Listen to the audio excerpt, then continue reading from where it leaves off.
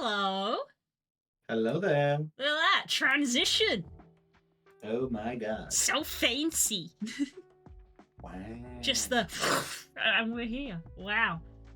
Wow. We can happen. Hi Buzz. Thank you for the flowers. Hello everybody. Hiya, Buzz.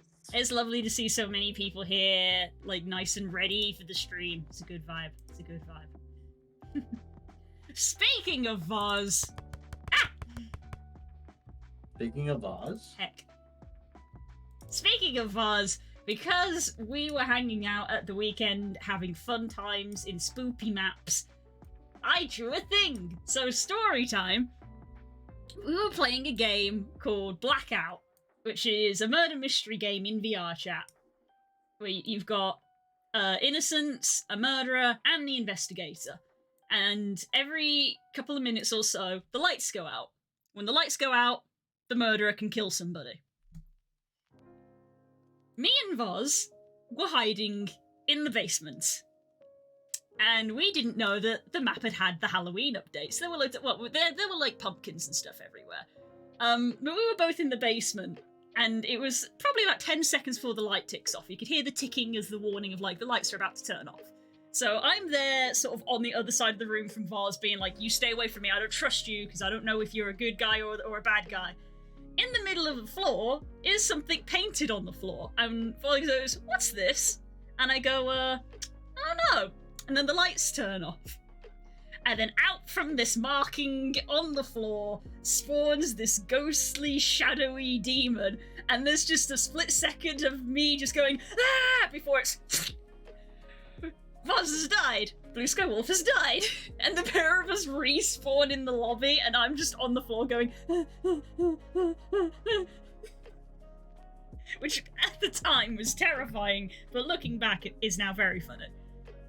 I would find that fucking hilarious. So I did this doodle of me clinging to Voz, because Voz was fine, I was terrified.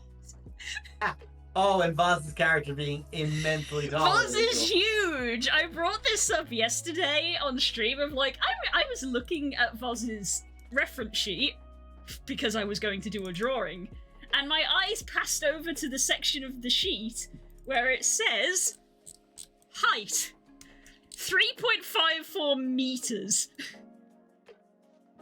And I went, oh. Big. Am I correct? You called out my partner about my character's height? Yes, because Frog says that can't possibly be correct. They can't be that big. And I was like, what do you mean they can't be that big? I think the bit of that confusion was primarily from how does that work in VR chat, not Yes. you can't have big blorbo. Yes. Yes. I then Well, went in and explained. I then went and explained that VR chat has a built-in height thing now that they added in a few months ago, where you can literally open a menu and be like, "How tall you want to be?" Bloop, and you can just change your height on the fly, which is very fun. It changes where your POV is, correct? It just literally scales your entire avatar. Just grabs the whole thing and makes it bigger or makes it smaller. Mm-hmm. But yeah, so yeah, I was gonna draw this picture, and then when I opened up the reference, I was like, oh wait, I have to make Blue so much smaller. Because originally they were like the same size. It's twice my height IRL. Nice. Whereas Blue is my height. So yeah, so I did that as a draw, which is just a fun little thing to mention. Being the same height as their creators. Yeah. So yeah, but I did for me bringing up you did remind me of the old picture I did of Galgaron behind Delmara, yeah. Yeah. I had to go dig that out of my out of what you call it, Tumblr yesterday because I thought of it. Yeah. it's a good one. Another one of just like height difference. Fun. Yeah, boy. So yeah, so that's a fun story. And the fact that like the following day I was then in VRC again playing another horror game called Terrors of Nowhere, which is literally just a runaway survival game of you start the round, you get spawned in a random level that they pick from a list, and then a random enemy appears that they pick from the list, and you just have to survive. Objective survive. And is it like, can I have a weapon? It's like, well, you can buy a sword, but the sword doesn't kill them. You can buy a gun doesn't kill them. So it is literally just run away. I'm just picturing the hilarity of the gun doesn't kill them. And why was my first instinct just to go, okay, shoots the guy next to me in the knee and runs? It's like, I don't have to outrun the bear. I just have to outrun. Yeah, there isn't a PvP aspect, but there is a little bit of a subtle aspect of like, oh god, it's chasing me, runs round corner. Oh, hello, person who runs slower than me, runs past them. Bye. Let's play this one next. I'll have to invite you, Voz. It was fun. We played it for like 3 hours. It was so fun. Even for me, who is big baby, as evidenced by picture, who is a big baby, had fun. I screamed a lot. People who were playing Payday with Spook probably heard Spook be like, what is she doing? Because Spook came in and checked on me and found me like on the floor, clutching my headset going, ah! But it was scary, but fun scary. Yeah. I feel like those are one of those games where, for me, it's like, that sounds hilarious. I will never play it because one of my biggest fears is, it's behind you. Yeah. Like, that idea that it's right behind you, gonna get you, like, why the jump scare is so effective against me. Yeah. Just no. It's nice because the creator of the world literally put a button in the settings to be like jump scares off, because it is a thing where if the monster gets you, it will put like a Five Nights at Freddy's-esque like animation on your visor. You just turn those off, which I did. But yeah, there was lots of screaming. I've said retelling the story from yesterday. One of the monsters was Huggy Wuggy. Oh, Christ. And they all behave differently, so you can so on this level we could see him on the other side of the level, very slowly walking, and I was with somebody who was like a veteran of the game, so I was like, what's his mechanic? And they were like, his mechanic is he walks really slow until he gets within a certain range at you, at which point he sprints. And I was like, oh, okay, that sounds awful. And then it happened, and it was very much a, dead. It's like, no. It's just like, he goes so quick, and it's so much fun, though. It's the adrenaline kind of fun, as someone who generally doesn't like being spooked. Like, if I had the jump scares on, I'd probably have hated it. So it's nice that it could be turned off. Yeah, wait. Speaking of the spoopies, we have created the Blorbos for Candle Obscura. Oh, I've heard about this. Yes, Candle Obscura. Hang on a sec. Let me just make sure I get the correct name. The Placebo Maledictus. The Circle of the Placebo Maledictus. Which is fucking hilarious to me in so many ways. So, for those who don't know, it got popularized because, of course, CR did it, so it got a lot of attention. But there's essentially a type of horror game called Candle Obscura. It was made by their company, wasn't it? I think it's made by a friend. Yeah, which Not is sure. it's Darrington Press, isn't it? Is I'm it? not sure if it's a Darrington Press or if it's another, because again, it's one of those ones where I'm like, not really the vibe. I'm just gonna avoid it. Then Curls came to the Discord, our private friend Discord, and went, "Hey guys, who wants to do this?" And bearing in mind, this is Gothic Victorian loving Curls Yes. on Halloween, who is a fantastic writer of the supernatural, what would be the correct term? The pseudo-human, the uncanny valley. And as confirmed today, has a master's degree in English. Yes, she now. We love by to the way, see it. We love to see it. If you happen to have a way to contact her, do send Curls a message today saying congratulations, because she does in fact have a master's in English. Now has a master's degree in English. Because she is. I was very tempted to message her and be like, congrats! Unfortunately, you are now the smartest person in the group. Could be worse. Could be what Kay was doing and saying, okay, now time to go for your fucking doctorate, and we all went, we will kill you. No! I think everyone, like, at the same time threatened Kay with immense violence by telling her to go do that, because, like, no, let the woman fucking rest. But yes, it was a sincerely delightful thing to see this morning. We all knew it was going to happen. We all knew, yeah. Literally, Spook was like, thanks for telling me something I already knew. Bless him. Yes, but there is that side of it, but at the same time, we all know what it's like from her perspective. The relief must be fucking, like, unparalleled. Like, only someone with a master's in English might be able to use her words to describe it. So yes, she has a master's in English, and she is a, all in all, wonderful person in many, many, many, many, many things. Yes. So she has said, I'm going to do a spoopy. Who would like to join in? And so many of us went, me, I'd like to be spooped. The only reason I didn't was literally more of a scheduling thing of like my days are full to the brim. Yeah. So we have a dear friend you'll often see sometimes in the chat, Galaxia. This won't be a streamed thing because I don't believe Curls wants to stream it or any of this sort. Yeah, it's a personal thing for friends. Yeah, it's a personal thing for friends. It'll also have a dear friend of ours, Larton, who doesn't show up as often, but whenever he does, like, yay! And Kay. We all know Kay. The problem boy. And I call him that affectionately, and anyone who insults him, I kill. I call him the problem boy because he's my problem boy, and I will become your problem. He's problem boy. I just want to be your favorite problem boy. Here comes the problem boy, motherfucker. Words I can't say on screen. But he's ours and we love him.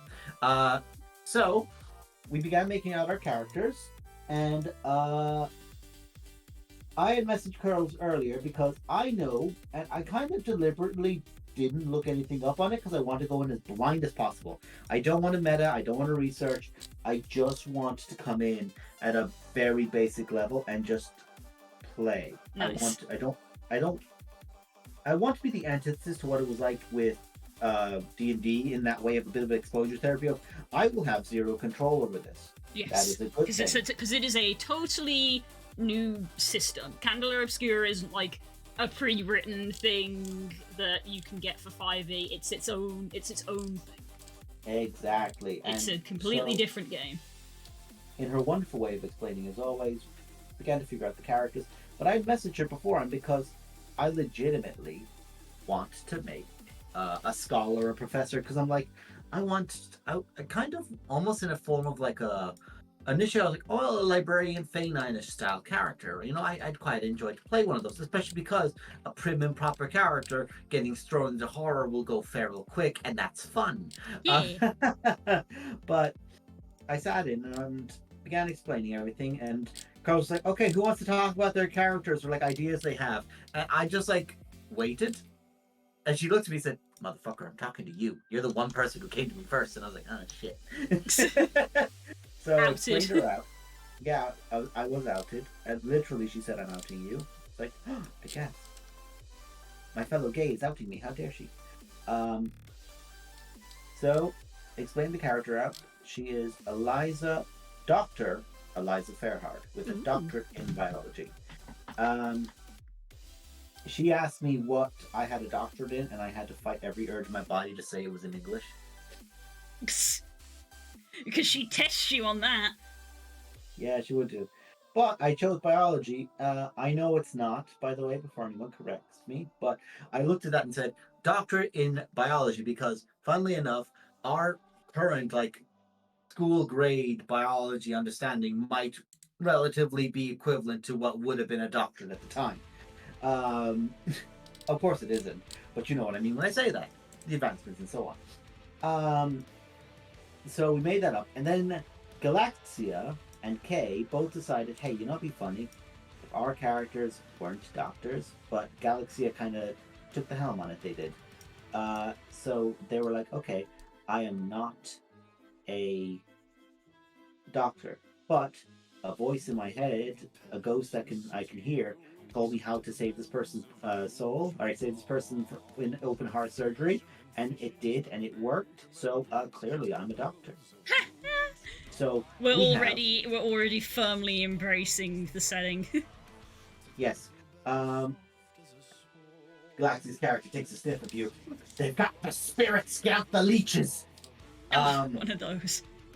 But so essentially, we had that little funny thought, and then it essentially became the thing of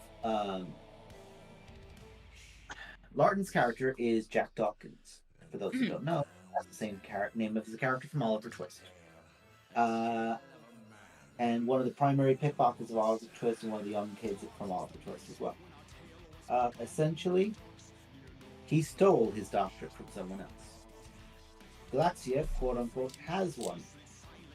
And then Kay is playing Mephistopheles the Magnificent. Yay!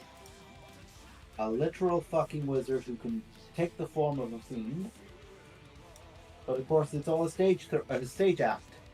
So, got arrested by the Candela Obscura or another equivalent group, and it was like, oh wait, you're actually not this? Well, shit, you're in this world now, buddy. So yes, that is why we are the Placebo Maledictus. Because we have one real doctor. So we are a placebo. So if you were getting treated by this group, one of the 4 people would be genuinely treated. That's pretty cool. It's a good name. Yeah, Kay came up with he wanted to do we wanted to do medicinal because we had so many doctors. Which would be even funnier if we didn't have it. So I just Thank you for the beady Diglett. Thank you. It is from the Diggy. Thank you, Diglett. I'm on a diet, so Blue can have mine. Fucking didn't even wait, nearly took my finger. Yep. Trying to lose weight, don't take off the fucking fingers too, woman. Damn. If you lose fingers, you'll lose weight. Yeah, I need those. Flawless logic. I can't get that one back. I need those. I can't get cool robot fingers yet. Mm-hmm. Did you know that half the bones in the human body are in your hands and feet? Well, my dear, I know perfectly well so, about this. Would you like me to explain you further? This is a quote, by the way. I know it's a quote. I know exactly. So, breaking every bone in your body, that's a lot of effort. But breaking half the bones in your body? You could do that quite easily. Thank you, Hank Green. Hank Green coming in going, I'm not sure I'm going to play a good character. And has created one of the most quotable characters in modern, RPGs. Mm-hmm. Delightful, man. So, we are essentially the placebo effect. And, that's the group, more or less. Because we have... I think everyone has, some form of magic, or some sort of influence from the bleed, which is the world's form of magic, because as is the way in like the settings of like Witcher and otherwise like that, magic is another thing which bleeds into this world. As Yes. such, problems because it's not meant to be here. Yes. So everyone's got either some form of magic or some form of doctor. So we have the maledicted side is the magic, and then we got the placebo effect because either we have no real magic, and ergo we are a placebo of maledictus, or we have a placebo in the fact that we have a doctor and three others. So you might get treated, and you might think you're getting better, ergo you'll feel better.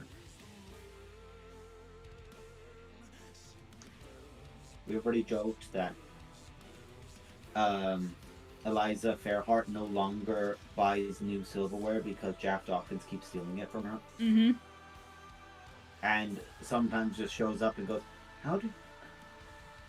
Oh, by the way, Galaxia's character is M.E.Reed. So first name is M, or first name begins with M, second name begins with E, and then it's Reed.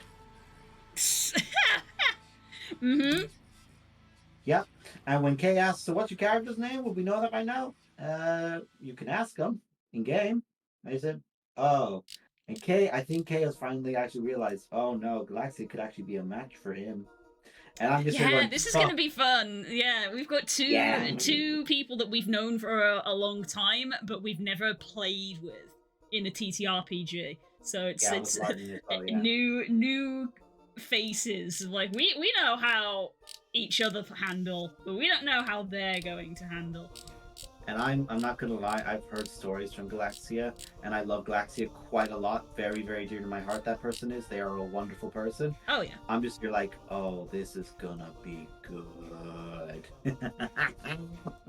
What day are you doing this?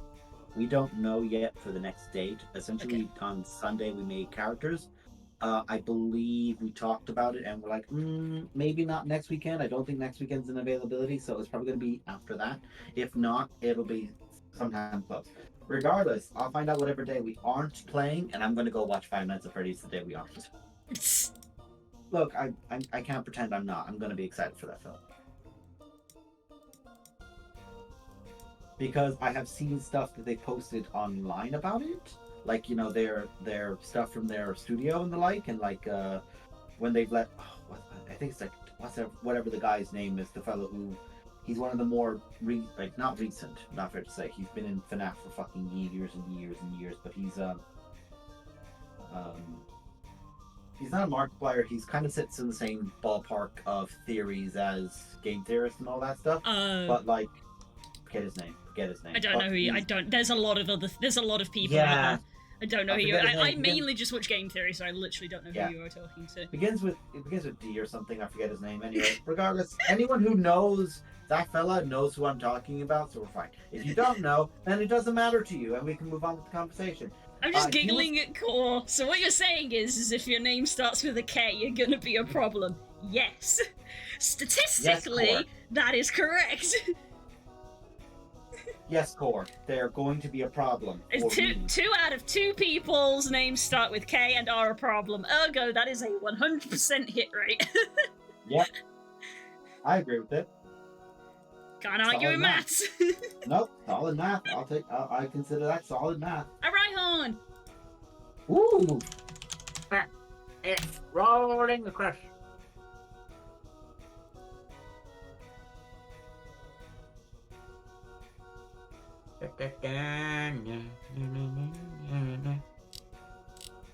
The other thing I was going to say was the reason I am actually kind of excited was they showed off the let's see now, that's 63, 62, and all those are 61, 62. Sorry, I'm just looking at things. So they showed off where they have the animatronics basically. And the animatronics were like moving around. And then I stopped and realized something. So Foxy, quite obviously, that's a robot because, you know, the robot legs. There's no way that can be a person. Yes. The other three are actually fucking suits. Oh, didn't you know that? No, like legitimately, I was looking at it going, because of course, all I've seen are the trailers where I've seen snippets. of the characters and like how the Oh pose right, and yeah. everything else. I've seen a few behind the scenes stuff, so I did know a while. I remember sitting there and just thinking of just like, so in the story about how dead people are stuffed in the suits / get killed by being stuffed in these suits, they made them suits. In fairness, it works to like, and the thing is that each actor, because of course they have like the mechanics in either their gloves or somewhere else to control the bodies. Yes. They're able to give them the personality of, like Chica was looking. I think it was like Dawkins or something is his name or something like that, and Chica was just staring at him like, I don't fucking trust you. Like the whole time she was watching him, like I don't fucking trust you. Whereas Freddy stood there pretending to be an animatronic but kept the eyes moving to watching people. Mm-hmm. And Bonnie was the most physically active of them Yeah. all, but still in place. And I was there going, okay, you put character into like just this. That's Whoever that's is- the Jim Henson Company for you, because that's Yes. the shit they do for as soon as Yes. as soon as they announced like a year ago we're doing a FNAF movie and we're getting Jim Henson to do it, we were like, done. You are Done. sorted. Got the best people in the biz to do it. Absolutely. Yeah, that is straight up non-ironic, spared no expense from Jurassic Park. Like it is legitimate, spared no expense. We got the best. Most of the animatronics are wearable. The tan bunny is called Springtrap because that's the kind of suit it's called. Oh, we know. You are preaching to the choir here. Or are you trying to talk to us about Five Nights at Freddy's? Five Nights at Freddy's lore? Five Nights at Fumbles. Also, everyone, I've seen it online, and I'm like, I hope this doesn't happen, but it's probably going to, of people just being sat there and listening to a bunch of people in, like, say, what was it? It was a piece of art. And all it was just someone in the theater, like, waiting for it to happen, and just hearing everyone in the audience making the noises constantly. As we know, that's very Freddy. You know, that's clearly Freddy making those noises. And I'm like, okay, that's gonna get so fucking tired so quick. So I'm kind of tempted to have a sip before I go there, so I'm slightly intoxicated, because I feel like if I have to deal with that and I'm sober, it's gonna be insufferable. As well, I fully don't intend to be afraid of it. It's like I treat this film like I treat Tim Curry's It, in that I'm going to go and I'm probably going to laugh. I'm not going to get scared by this. I'm going to laugh at it, which is why Stacey's probably going to eventually come with me to record me jumping out my fucking skin.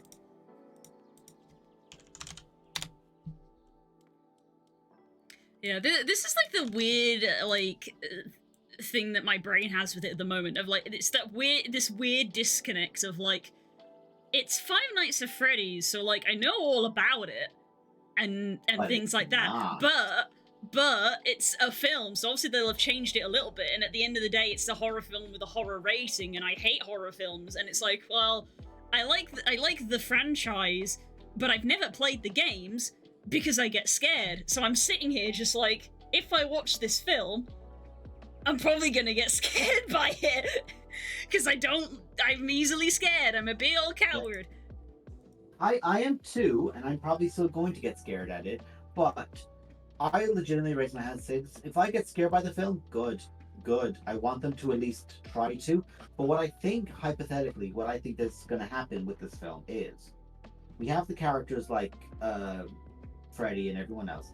I think we're going to have other characters, like literally just to be killed off characters. Oh, like, that's obvious. From like, the trailer, that's obvious. Yeah. From the trailer, because it is an actual. It ended up being 15. Did it? Which I'm not sure, but if it did, it did. Which I think honestly, So it, even despite the subject matter of it's a game and we all know what it is, I think and because it's Jim Henson as well, I think they will have approached it and treated it seriously. So it's gonna be a genuine horror movie. Yeah, I will say I have seen like what Springtrap's meant to look like, and fuck yes, that's good. What if what they've done with Springtrap is sound, like what I've seen of it is what it's gonna be, oh fuck yes, I'm so down for that. That is gonna be fucking stellar. But yes, the reason I was saying about the other characters was that essentially they're gonna be the, let's call them, because everyone knows in the game, you die. Like you'll die, you'll get jump scared. They're the characters who are going to get jump scared, and then quote unquote Michael Afton is the one who's going to get plot armor, escape through everything by narrow means of, oh god, that was so close. It's like, no, Yeah. you're Michael. Until I see Elizabeth Plot, Ashton yeah, walk plot on, armor. until I see somebody come towards you with an ice cream scooper, you're fine. That's your reference for the FNAF kids. Can you tell I'm hip with you? I will say, I want the Springtrap incident to be shown on screen. I want it to show up on screen, and I want it to, honestly, Jim Henson probably going to do it incredibly creatively if they do it. I want it to happen. Yeah, it's one of those things where it's like, well, we know Springtrap is in the movie, so how far are they gonna go? Yeah, like the one that I think we've seen of the model is that model is very not sprung. Like, it's not rotted, it's not decayed in any way, and he still goes for a knife. The reason I think that's just actually like a bit of a trick is that might be like a scene from the past that's this is the thing of like the FNAF lore is so wide and expansive of like just saying we're making a Five Nights at Freddy's movie, and it's like that could be anywhere along this very convoluted timeline. It's just saying you're making like because Springtrap is in the movie, which we know for a fact. It's not just it's just a movie of the first game because it's the name of the first game of like it's already got Springtrap in it, which is game number 3. Yeah, so who knows? Yeah, and it's interesting is like what are they going to do when it comes to, well, obviously merger. You just know, but the thing that's going to be very interesting with that is Springtrap kills either a very small sum of people comparatively to the whole narrative, or he kills fucking loads. And it's like, how much fun is Shaggy gonna have on this fucking screen? Honestly, I kind of want him to just literally just be like in the. Like Zoid School, I'm the man behind the slaughter. I'm just reading what Diglett said. I remember rage quitting FNAF the first time because I played the game and there was more than 5 nights. The title lied to me. Five Nights at Freddy's. I was robbed.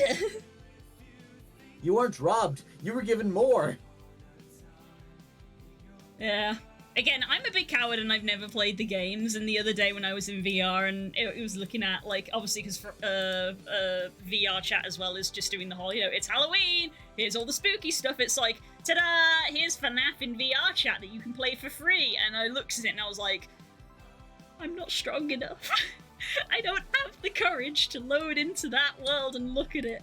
I'm scared. It's what they did with like the FNAF games with the Help Wanted ones. We got to play through all of them together. I love it. I think, again, bearing in mind, Blue's talking about, oh, I'm a giant baby. I'm in that same fucking boat. I am in that same fucking boat. I am a giant puss. I couldn't complete something in a Smash Bros game once. We were all at the same thing playing, and everyone was like, you have to play a night of FNAF. I legitimately couldn't get past the loading screen. I am a giant coward. Yeah, those of you who came to my VR stream that I did will see how I spent like 15 minutes bigging myself up to walk down a corridor that had nothing in it. It was just because I walked around the corner and the music stopped, and I was like, the music fucking stopped. I don't want to. And we were there, just like, nope. Everything in my brain is telling me not to go here, and all of that. And then eventually I was like, okay. And nothing happens, and then the music starts again, and I was like, You know what's funny? Is the way that my brain works is that I'm going to move down that corridor, and I'll not register that the music stopped until, like, 5 steps in, and I'm like, oh shit. And then I turn around, and the fucker's behind me, like, gonna get you with my knife. Just running at you.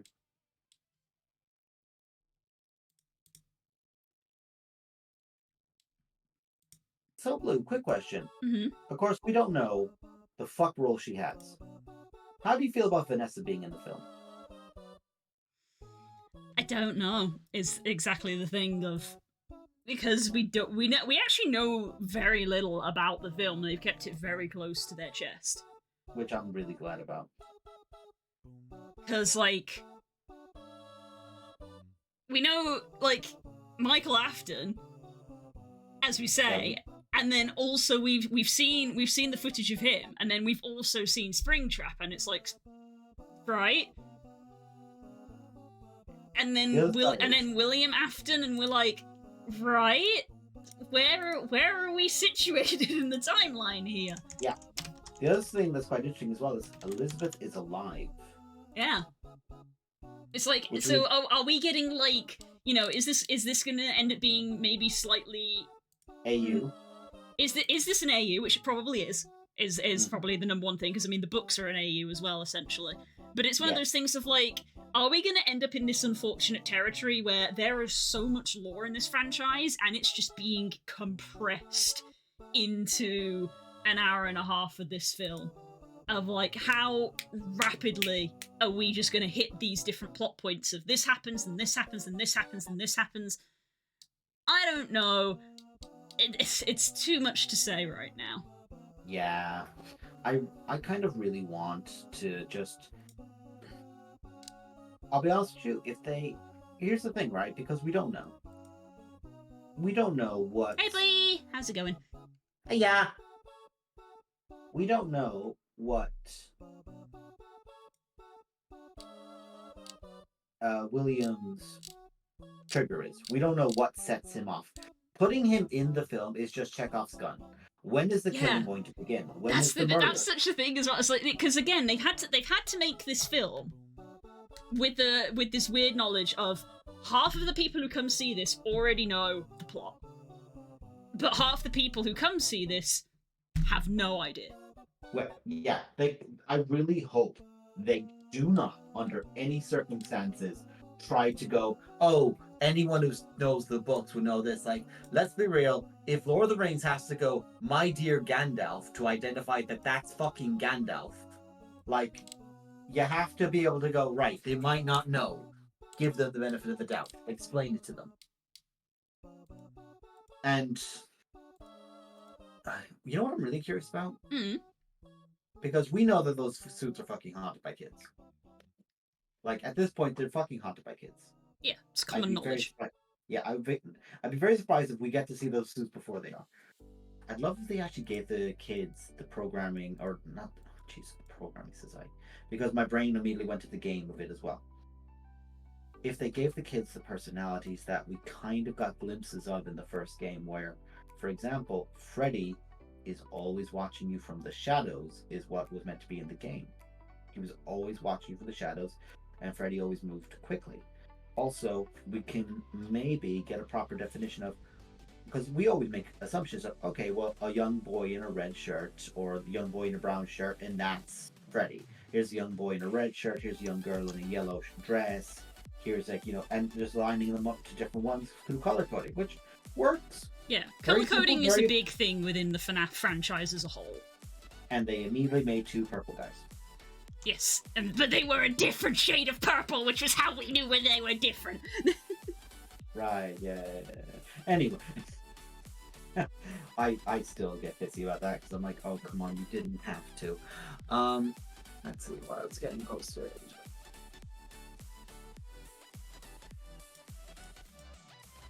In a fire, in a mist, and you went on for several hours, sugar.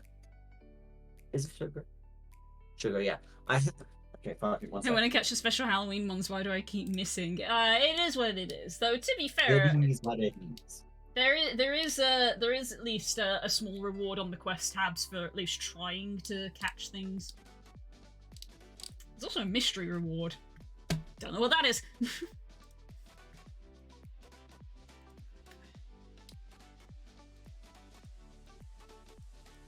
one thing I always find, like, it's gonna get a little bit grim and a little bit real, but the way that a lot of people are like, how does like the Five Nights at how do Freddy Fazbear Pizzeria's company manage to get away with so much shit? And I'm like, just look at the fucking they're dodgy bullets.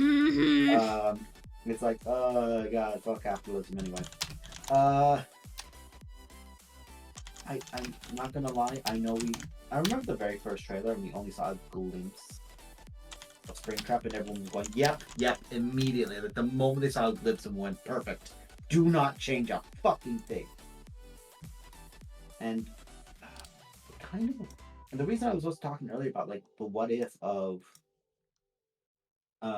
you know, has he killed, who is he killed, when will he kill, is then we get the definition of, I know we have like some stuff about like who was the first, but was it Charlie?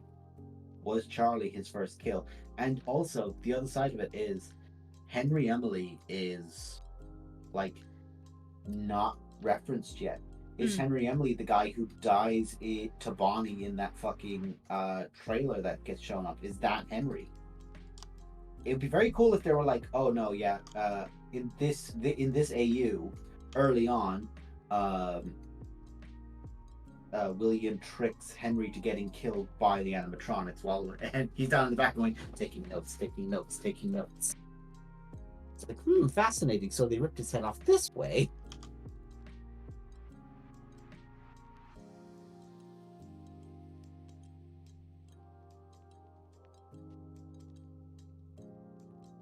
Yeah. I don't know. I don't know if it's going to be one of those things where I end up basically not see, much like how I treat the FNAF games itself. Of I don't go see the movie, but I watch like 5 million YouTube videos of people unpacking and analyzing it. So to the point where it's like I've basically seen the movie because of how much I've seen from it. Of like, I haven't played a single FNAF game. I might as well have, though, from the amount of media I have consumed for it. Yeah, I think I'm quite in the same boat of that.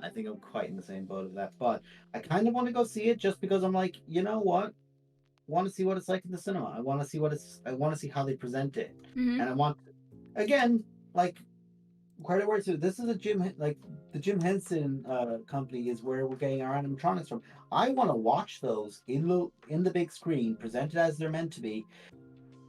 And I have the weirdest thing at work. Someone, like one of the guys inside the work, he's a sweet kid, but he's You've mentioned this before. Carry on. Yeah, he's a sweet kid, and he raises up the very fair point of, well, would you want to watch it in 4X? And now I'm just sat here going, because for those who don't know, 4X is basically where, like, say, oh, in a scene where it's particularly cold, there might be mist that gets poured in or something like that, or like, tiny small elements to make you feel it, or the chair will rotate as Spider-Man swinging it into the Spider-Verse. It's not, I was concerned about that as well. It's not so much it's overwhelming. And they're going, what the fuck would they do for this?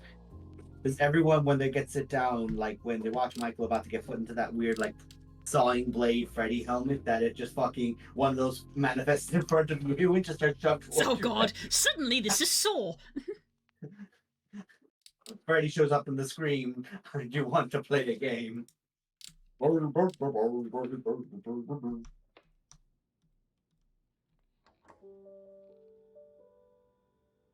Let's see. The last two. Oh, right. So you mean Pizzeria Simulator and you potentially. Oh, I think you mean Pizzeria Simulator. I think that was the last one before this. And you also mean the Security Breach one. Security Breach, yeah. Weird thing is that for some people, Security Breach is the only one they've played, because FNAF as a franchise has been around so long now that we are actually at that point, like we are with Pokemon Generations, if there are people who just like haven't played the first one. Yeah, which is wild. It is like, wild. I do watch a very good video about FNAF of like how it kicked off and like why it did. So the era it came out, Blue, was the era of, like, if you remember fairly well, we had things like, Sonic is Dead, and we had all these paranormal kind of like, internet cryptids, like, again, Slenderman Yeah. came out like before it, but around that time. So it had people in that thing. SCP was popular and very popular, and of course, one thing that a lot of kids liked was, hey, don't go look at this thing, kids. I'm immediately going to go do that because you told me not to. So a lot of kids got very interested in horror. Mm-hmm. And then FNAF came out and just fucking fell into the lap of, oh, well, this suits me perfectly, doesn't it? And just went from there. Mm-hmm.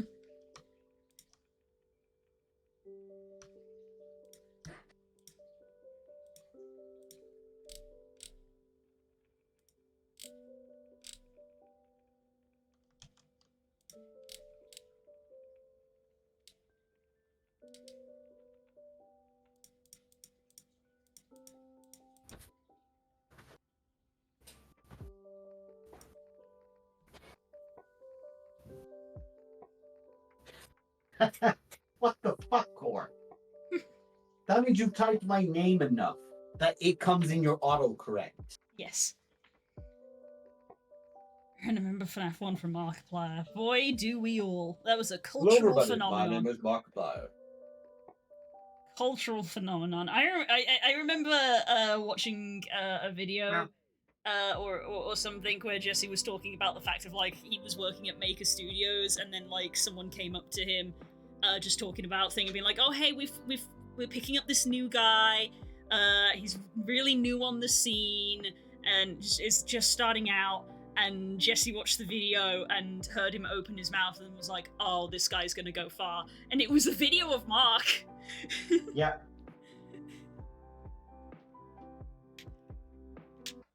Yeah, very much so. I remember that one. And just, I remember Jesse, of course he hyped it up because then it was Jesse shouts at new YouTuber kind of stuff. So people looked at the new YouTuber. It's him hyping them up.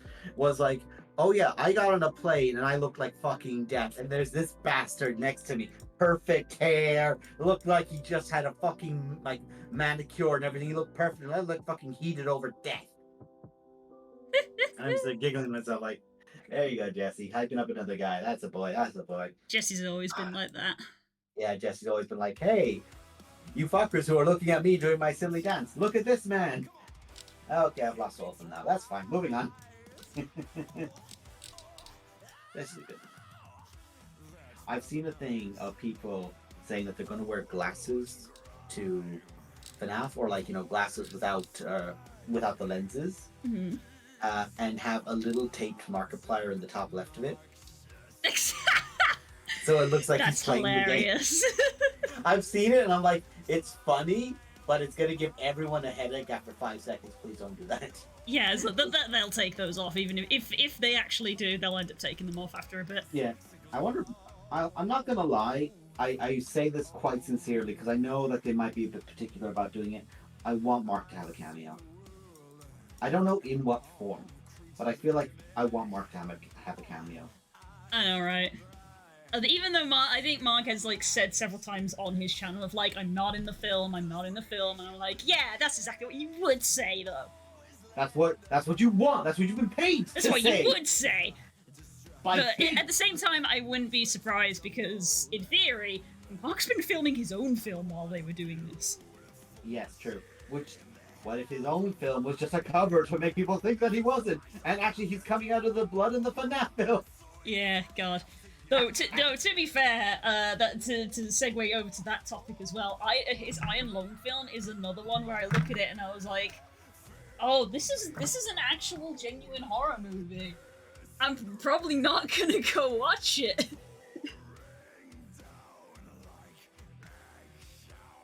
It was interesting because I just find it interesting how it was Iron Lung that he chose, because it feels like, yeah, Iron Lung was good, but he must have taken some creative liberty on it in order to make a movie out of it. Here's the thing for you.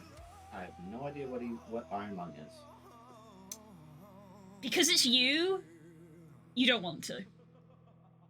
Okay. As your friend, I'm going to tell you, you don't want to.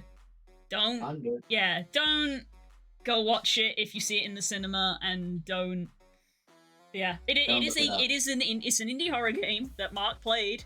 and apparently then went away and talked to the creator. I don't know if he then bought the rights or whatever, but he then, you know, like a year later came out of like, I'm making a movie, it is an actual real movie, it will be in cinemas, so you can buy tickets to go watch it, and it's called Iron Lung, it is based off the game. And I went, oh, fine. And Mark, there are like one or two facts that we know about the film, which is Mark has stated that it has broken the record for the most blood in a film, which I believe is currently 50,000 gallons. Okay, who was holding the record? It's one of the horror films, I can't remember. But yeah, and another fact is that Mark went to hospital because of the sheer amount of this blood that he got in his eyes.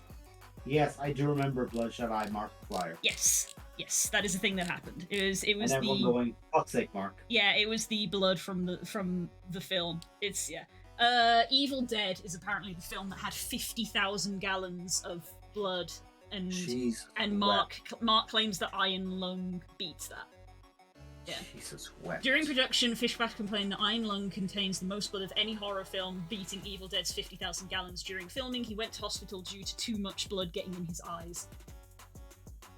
That blows my mind, it really does. That's kind of why, though, I want it to be a cameo. Like, you know what actually would be good? I'm gonna say this. Let's say, killing's happening or something else. Have him come on set and just go, hello, I am the news reporter, and here to tell you about... Wilfred Warstash here. Could you imagine? I swear to fucking... You know what I would like is if there was a parody thing in the arcade, and he was Wilfred Warstash in the parody in the arcade, where it's like they just hired some guy off the street. This is someone who actually exists in the world. Yeah. Like, no, I feel like the best cameo would literally be if like one of the kids is watching a Markiplier video on their phone. Oh my god. That would be the best cameo. They're literally just on their phone watching YouTube, and like for 3 frames you can see that it's a Markiplier YouTube video. Real blood? Probably not real blood. It's gonna be cinema fake blood, because I feel like where would they source over 50,000 gallons of real blood that people are okay for them to use in films? I assume that there is a Hollywood blood. Yeah, it's essentially a fake blood, and it's very easy to clean off comparatively to actual blood. And it's one of those things of they have it in absolute fucking spades, and it's very easy to manufacture. Because believe me, we would all love it that the world would not need 50 gallons of blood for every single blood donation clinic across the fucking world. But believe me, it ain't in there, Chief. Yeah, there's literally a Wikipedia thing of like theatrical blood, and it's like theatrical blood, stage blood, or fake blood is anything used as a substitute, and often uses corn syrup, which, as we know, is rife in America. Yep. And apparently bad if it gets in your eye. Hence why Markiplier went to hospital. God damn it, Mark. The other one I've seen, and I kind of don't want it to happen, but that's my own preference about the person, is someone goes, like, comes to the pizzeria after everything's happened, and a cop goes, what happened here? And someone just, like, pulls off the hat and goes, I have a theory. I don't want it to happen, because I don't want it to happen, but it's like, okay, it would be really fucking easy. It would be really fucking easy. Also, I don't care what anyone else says. If he comes out with a theory of this, and like all speculative, I'm just gonna say, bullshit, you went and got told what the fucking plot is. Don't fucking lie to me, you son of a bitch. They gave you that. Dog. Dog? Dog? Happy. Give.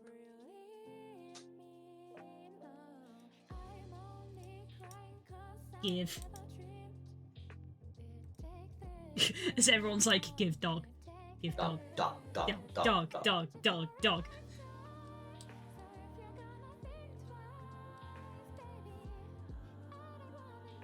Me definitely not being the person who had to Google which dog that was.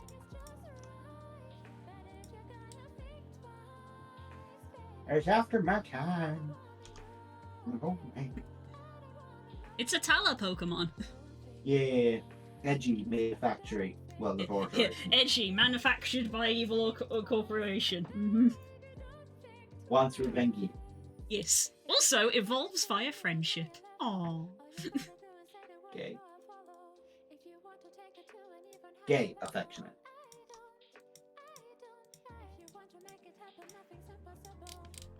Also, you know how I often chat to people about, like, Okart?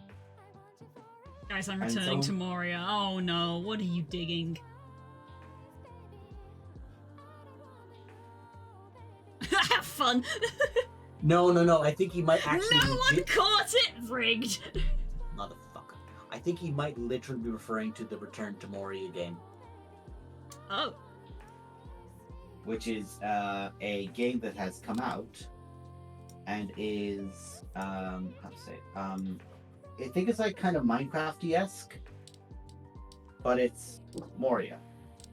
And I was watching a little bit of Kite streaming it, like one of the guys I watched before the stream today, and I was sat there going, please don't be another Kong or Gollum, please don't. Because there's been a Kong film that's come out that apparently the poor fuckers who made it had a year from Ugh. July like 21st till July 21st to do it or something. Ugh. And it's like, oh, you poor bastards. No wonder this is dog. And it is dog shit, but like, oh, you poor bastards. Like, that's how you kill a fucking poor indie studio, is you fucking make them do that, you sickos.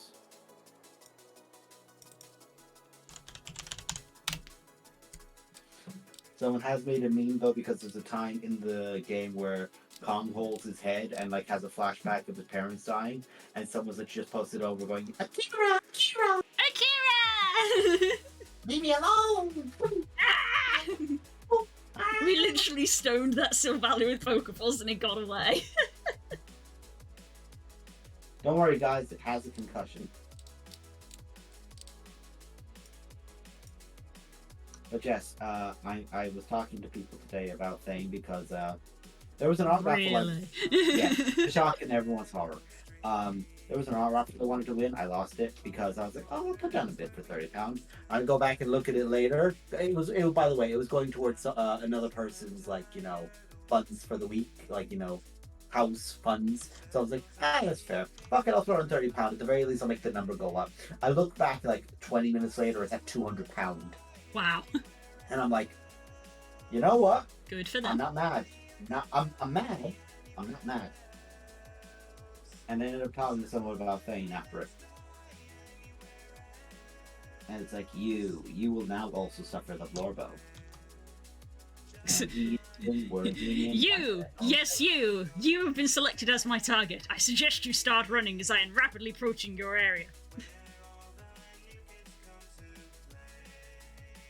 Blue, you think Blue, I'm like the fucking guy from The Watchmen. It's like, you fool. I already started the process 30 minutes ago. You have no chance.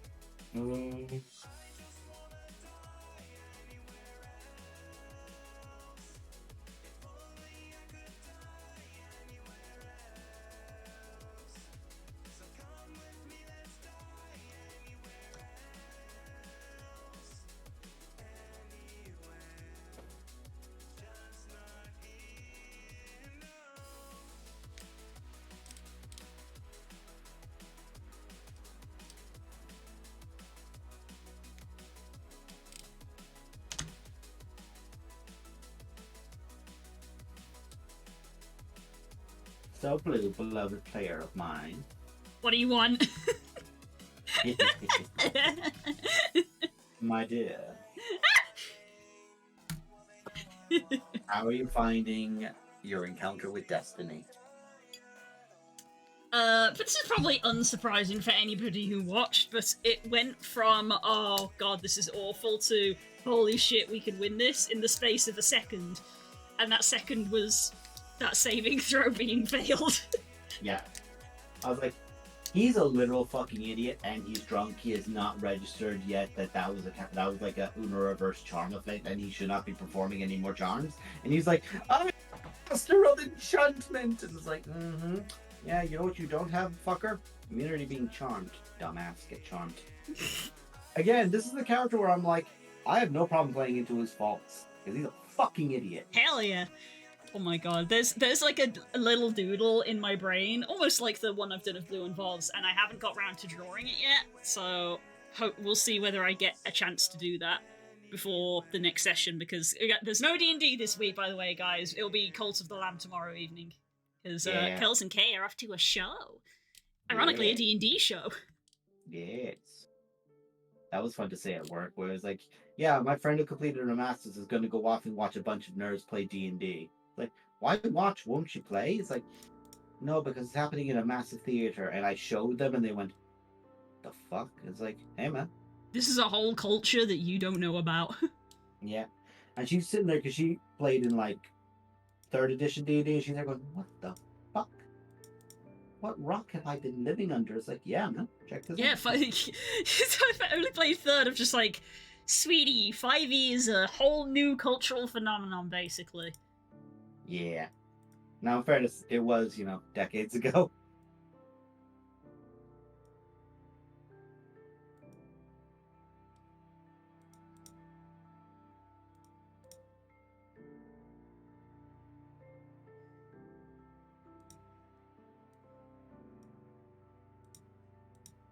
So, you said you had a doodle stringling about in your brain. Yeah. I'm not gonna spoil it. Shit. It's about the comedy impact. It's about the comedic impact of me sending you a picture at 11 o'clock of night and then waiting with my fingers steepled for the reaction to come through. Fucker. Night. Night, Spook. Love you, buddy. Miss you. Sleep tight, lad.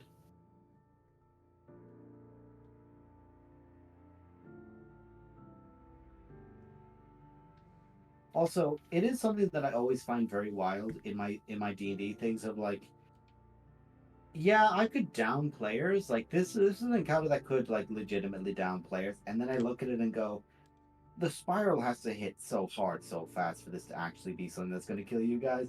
And I say this every time, and every time you guys are like, we're all at 1 health. It's like, yeah, but none of you are down.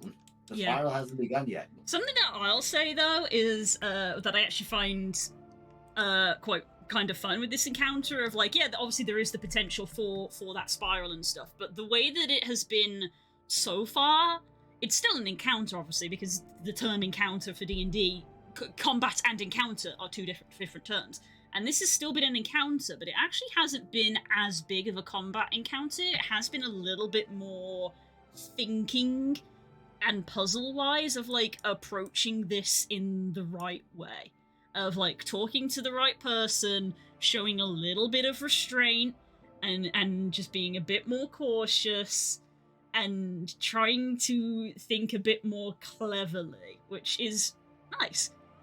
Like, yeah. It's one of those things where I'm very much the all-rounder when it comes to D&D, of like, I enjoy having combat and beating the shit out of people, but I also do enjoy the roleplay and the dialogue and the puzzles. I like a bit of everything. Yeah. So I did sort of say the Spook of like, I like how, yes, we're in initiative and we're in combat, and there is fighting occurring with the ads that are around, but the engagement with the target, the enemy, is more about, intrigue and trying to be a bit more, you know what I mean? It isn't like, because of how you set it up. It isn't just bonk problem until problem goes away. It's not that kind of encounter. You can't approach it that way. And that's because the villain is very much so like, yeah, anytime I am bonkable, I get fucking decked. Fuck that. So here is like 6 layers, including a guilt trip, which I know most fuckers wouldn't want to do. And then there's just Poe in the corner going, shame.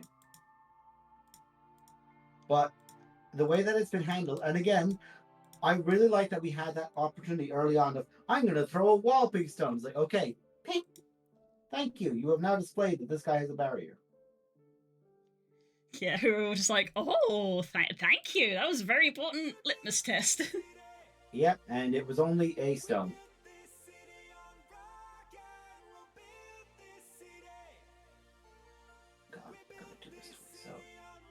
I'm looking at this piece and realizing I could do the fire thing that I wanted to do. Yeah, I'm gonna do this to myself at some point, but we're gonna get it on the actual model first. God.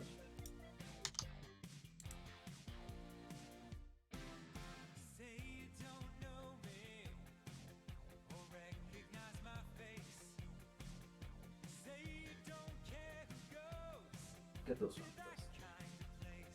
Essentially, I'm doing everything that would be counted as being on the base of the model first. So these are, rather than having tracks, this has like repulsor pads across the whole side of it. Mm-hmm.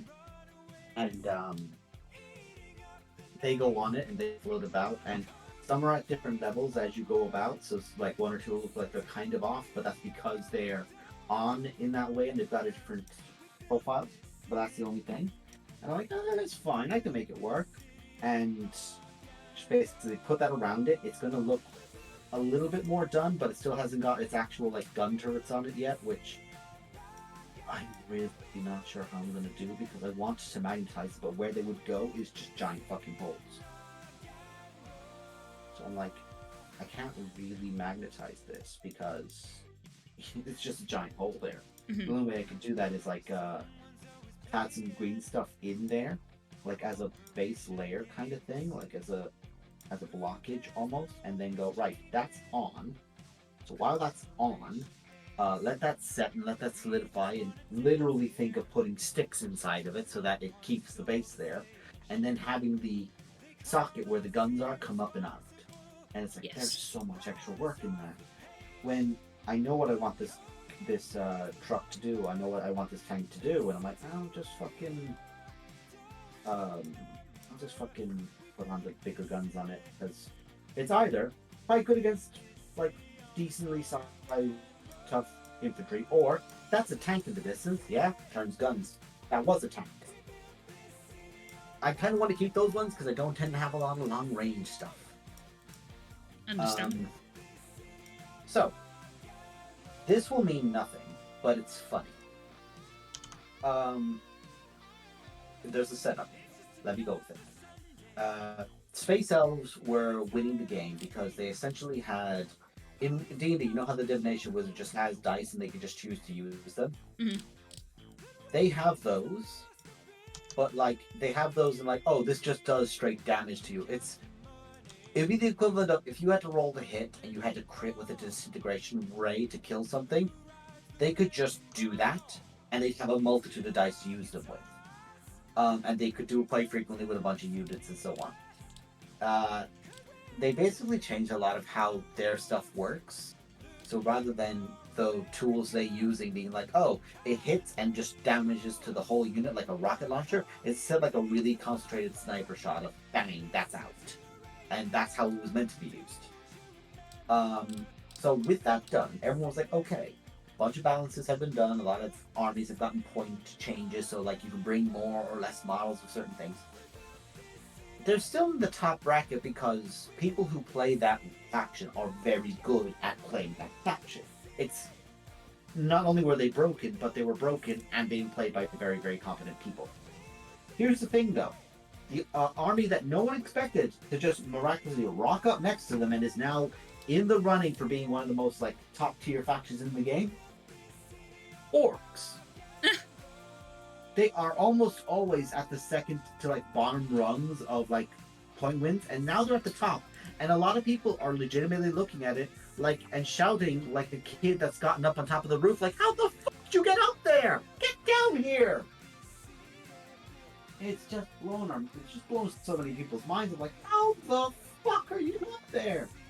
Get down from there, you motherfucker! And it's just wild to me. Alright, what's going on here then? Yeah, this is literally just all the base stuff, and then guns will be next. Right, that's retarded, and that's retarded, and that's retarded. Okay.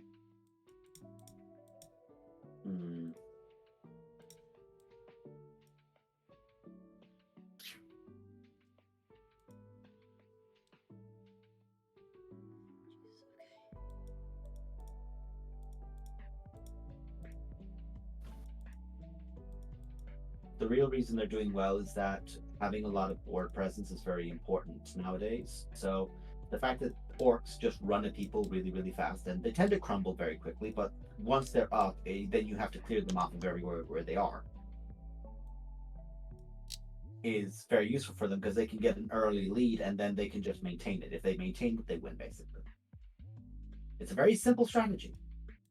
And when somebody who knows how to use a simple strategy works it very well, they do very well. And I'm still like, congratulations. Unfortunately, this means you're probably going to get hit with a nerf bat. Sorry, guys. Oh. Sad wah noises. I hope they don't. I hope. Wah. I hope they don't, legitimately, because orcs are always fun to fight. Like, again, these are a bunch of Cockney Englished, like, soccer hooligans all getting excited for a match. And they want to fight, they want to fight, they want to fight, they want it, they want it, they want it, let them have it, let them have it. And it's just, I said, let them go off, let them go. Fucking go off, king. Basically. I did find something else that's hilarious, though. One of the only characters in 40k confirmed to have depression is an orc. It's the leader of I'm sorry, orcs. the concept just sounds so silly. Depression! Yes, it's like, yes, in the grim darkness of the far-flung future, there is only depression. But Newsflash, all everybody's got depression. everyone's got depression. You get it when you're assigned at birth. Yep. Assigned depression at birth. Assigned depression at birth. In the 41st millennium. But essentially, orcs have a very unique, fun little trait. The more they fight, the bigger they get. They basically continuously grow, like lobsters and like other things like that. They just keep getting bigger the older they get, and the more they fight. The other thing they get is smarter. So the leader of the orcs at present fights a lot, and he's actually he's the only orc who has ever been demonstrated or seen to have ordered a falling back of orcs that worked. Like, they fell back successfully and people listened to him, and that was enough for the Imperium to go, hold the fuck up. He made orcs walk away from a fight. What the fuck? You're not meant to be able to do that. And everyone's panicking.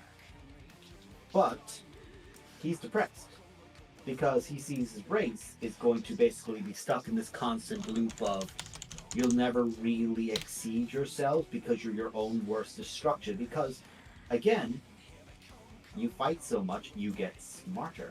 You get very smart. And when I say very smart, it's not like he's there working out like, quantum physics. But he's gotten to the stage where he is cunning and dangerous enough to know, I know you're going to react to me in this way. So I'm going to set you up so that when you come to fight me in this exact way, I'll be able to just catch you. And it works quite consistently, to his credit. Again, this is an orc being smart. That is a problem for fucking everyone. But he's depressed. He is depresso expresso. And one of the primary reasons he is that, like, that one I just mentioned, that he feels like his race is, like, stagnating and they'll never truly reach their potential and all this stuff. And it's like, whoa. And he's a bit miserable about the whole affair. But here's the other reason he's depressed. His best mate got killed. And his best mate isn't an orc, so he can't get better. It's Commissar Yarrick, the orc-killing commissar of the humans. If you've ever seen a little man with a giant fucking metal claw in any art everywhere, that's him. He got killed late in the last edition.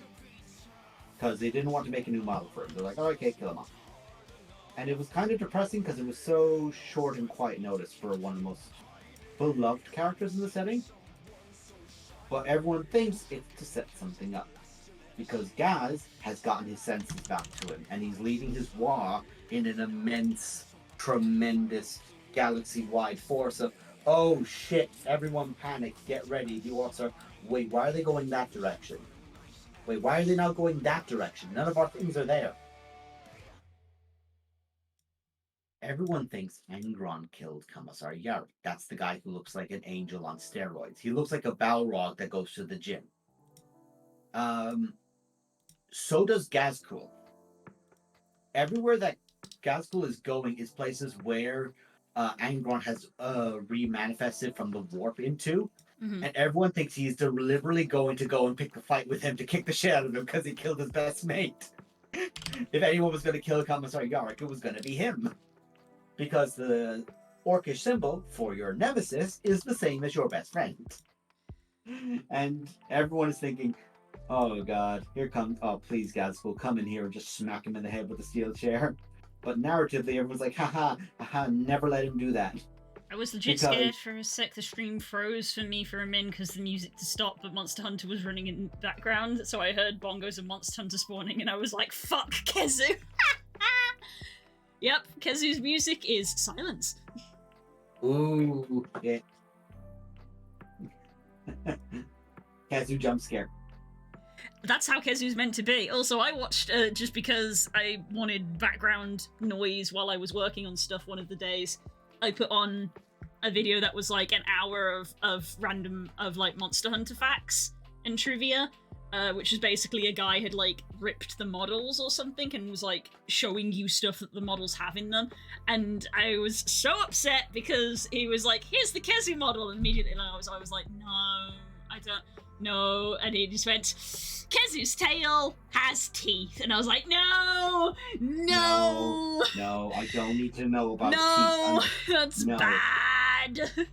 By the way, as a fair note for anyone, I have a severe issue with things like trypophobia. Teeth is another one, and I swear to fuck, if I ever see it get posted somewhere, it's getting banned out of heaven. I'm warning you now. Do not do that.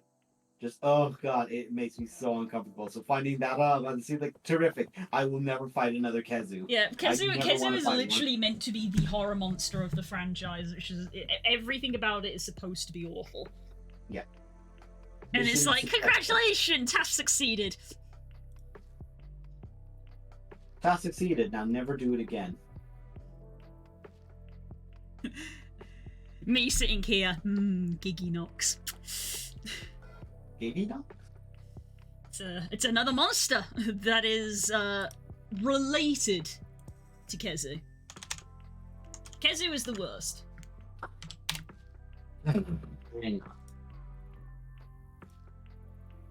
Giggy Knox. This is a Giggy Knox. It's related to the Kezu. It looks like it's gonna go newt at me.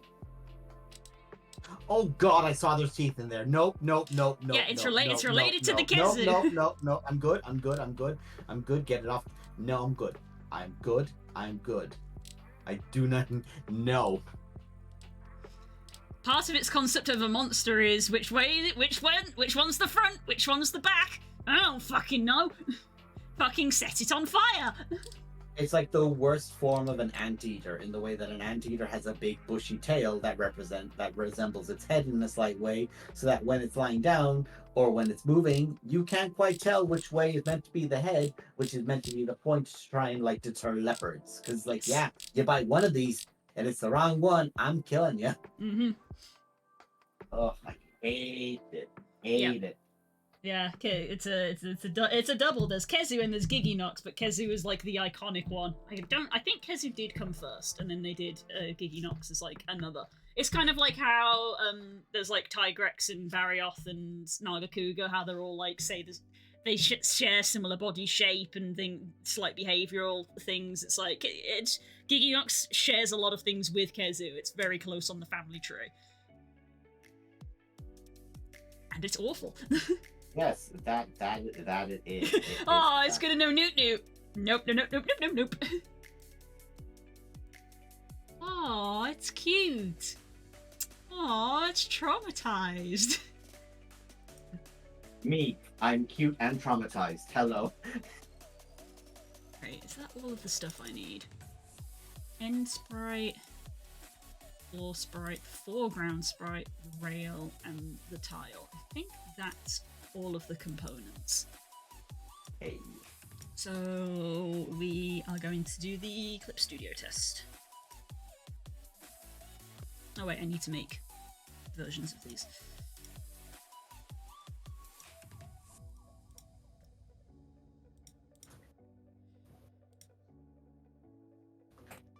Also, I did see something where apparently Living Tombstone did actually do the original Five Nights at Freddy's song at the studio that the film was being made at. Like they recorded it at the studio, playing it at the studio. And I'm like, if you did, that is fucking amazing. Because again, I don't care what anyone else says, the music scene that came up around Five Nights at Freddy's made Five Nights at Freddy's. It's one of those things which happens with a lot of games. It was like FNAF, Undertale, Minecraft.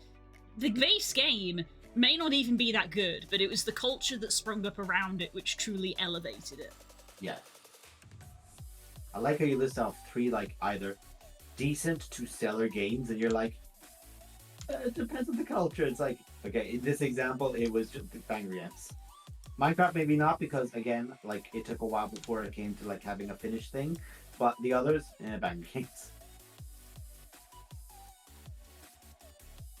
I have continuously thought about like playing something over Halloween for horror, and I'm like, no. I deserve to be kind to myself. I'm not doing that. If you guys want me to be streaming horror games, then you better be fucking paying me, is all I will say. I'm not doing that shit for free. 100 subs. I don't care if it's a sellout. I don't care. Subs. This is my job. I don't care. If you want me to do shit like that, you can fucking pay me. Never to 100 subs, and we'll like have 5 games you can pick from. Do it. Do it. Do it, cowards.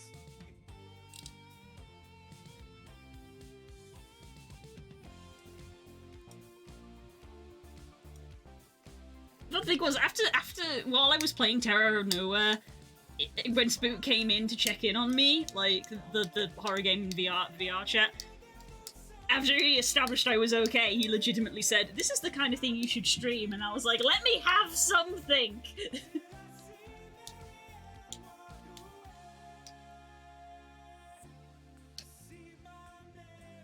Let me have something, and it'll be horror.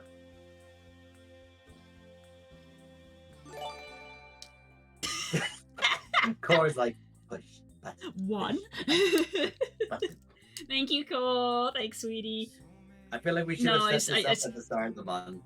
I still haven't set up the custom sounds that I want to do because time and effort. Yeah, you have also been working on a Badagama. Yes.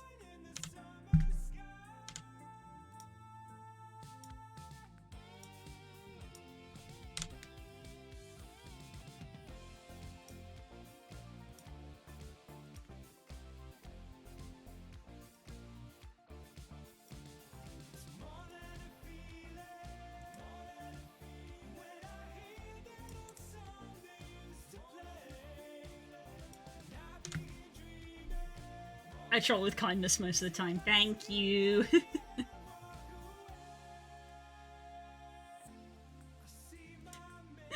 While I'm being a piece of shit! Exclamation mark thrown.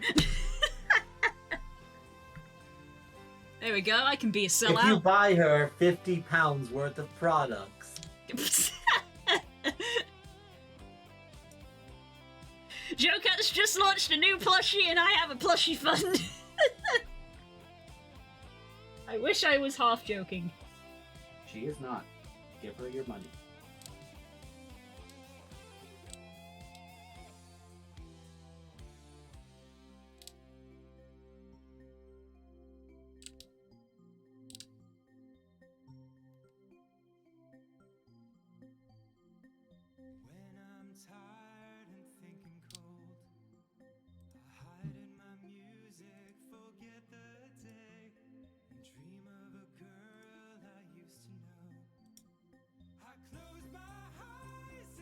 I think that's all of the stuff.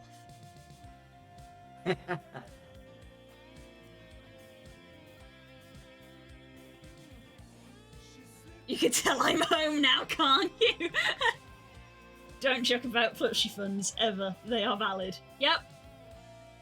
It's not a joke. I have a plushie fund. It is a real thing. Exclamation mark through. Oh no. Stacy has sent me across a song that's coming out from that new Disney film Wish. Oh. This is the thanks I get. That's the name of the song? Yes. Ooh. Titania Villain song. Okay. No. Say no more. Please say no more. Say no more. It's making so many noises. Oh, by the way, I bought, like, as I said, I bought her a pumpkin. Those are the noises I heard from the kitchen, along with the sound of a knife going into pumpkin. Oh my god. She for like, the therapy! Stab, stab, stab. We're working on it. But there was this moment of me just being sat in the office, just like working on something, going, I'm glad I'm a loving partner. Because she can use that fucking thing.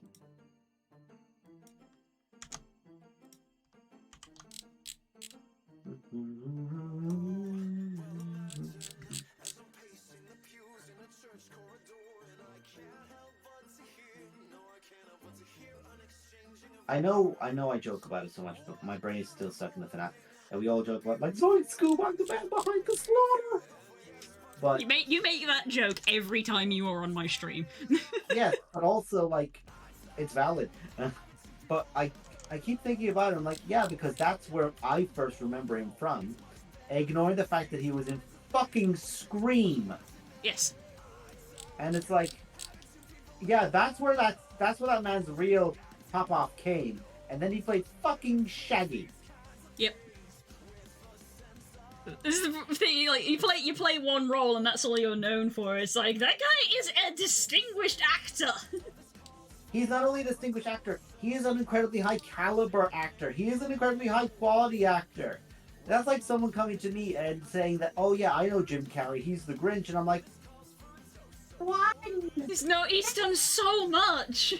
He's done so much more. Like, the only ones I accept for that is like someone looking at Jim Carrey and going, oh yeah, he's Dr. Robotnik, and it's a kid, and I'm like, yeah, no, you're fine to get. That's understandable. This is the only bit of media that you have consumed. No one forgets their first Carrey. No. Lixian, delete that. Lixian, delete everything. I looked. Oh, what the fuck?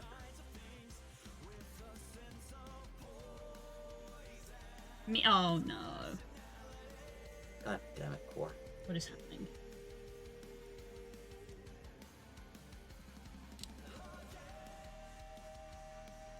The disco packing disconnecting from reality. Needless to say, the first Jim Carrey only first role I ever experienced of him was Ace Ventura, Pet Detective. Yeah. Do I make more sense now? Spook certainly did. What was my first? What was my first Jim Carrey? I'm trying to think. I'm trying to think. I'm not 100% sure, but let's be honest. My first Tim Curry probably was Home. My first Tim Curry was a film I was not meant to be watching. I'm just a sweet transvestite. Yes. That motherfucker woke something up that day and then never went to bed. Mm-hmm. Thank you, Tim Curry. I shall go to the one place that is safe from capitalism. Spice! You can't knock out Spice! Spice! Every time the take has to be different. Yeah. But again, I know it's been I'm now just scrolling back through and I'm like, You're looking through films now, seeing which was your first Curry. Yeah, I'm trying to work it out.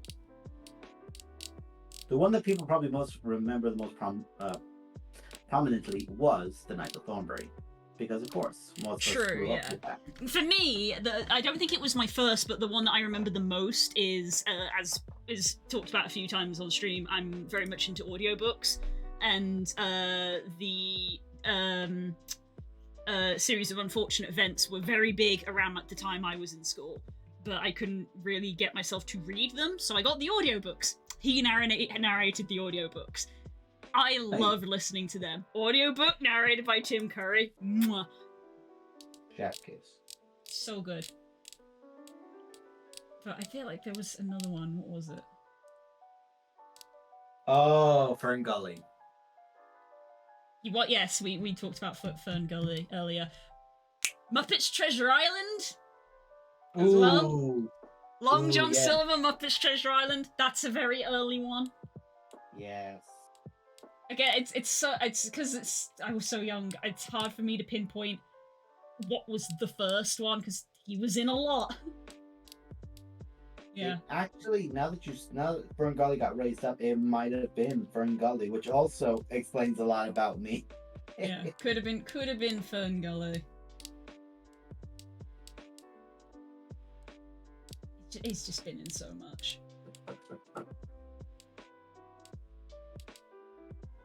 Let's see.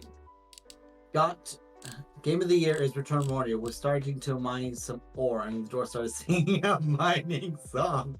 I love those books. Yeah, you remember we I'm not saying like you don't remember. We were in school together, Diglett. It was the thing. You remember it was hip with kids? We were the kids. It was hip with us.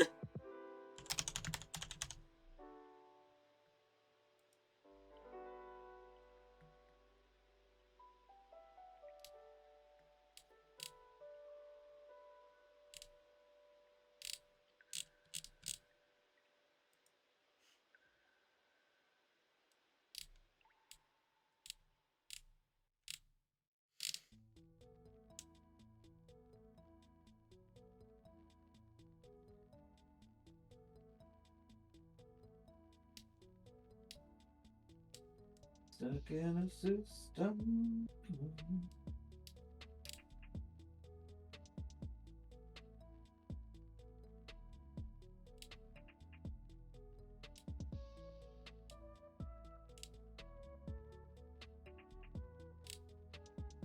But yeah, going to go back all the way back to D&D.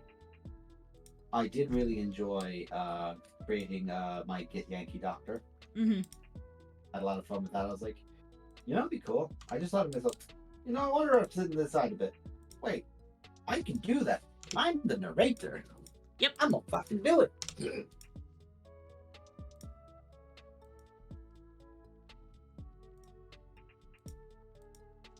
But yeah, Jackass was a lot of fun to make.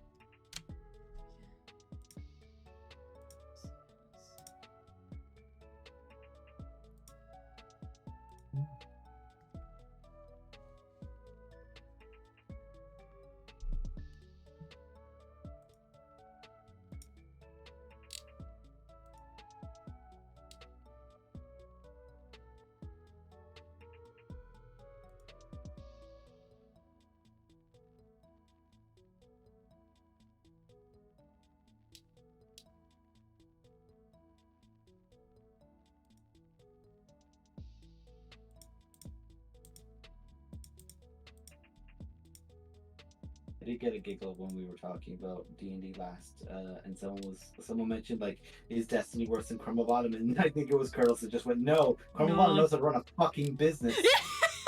Yeah. Yes, that was something that she said.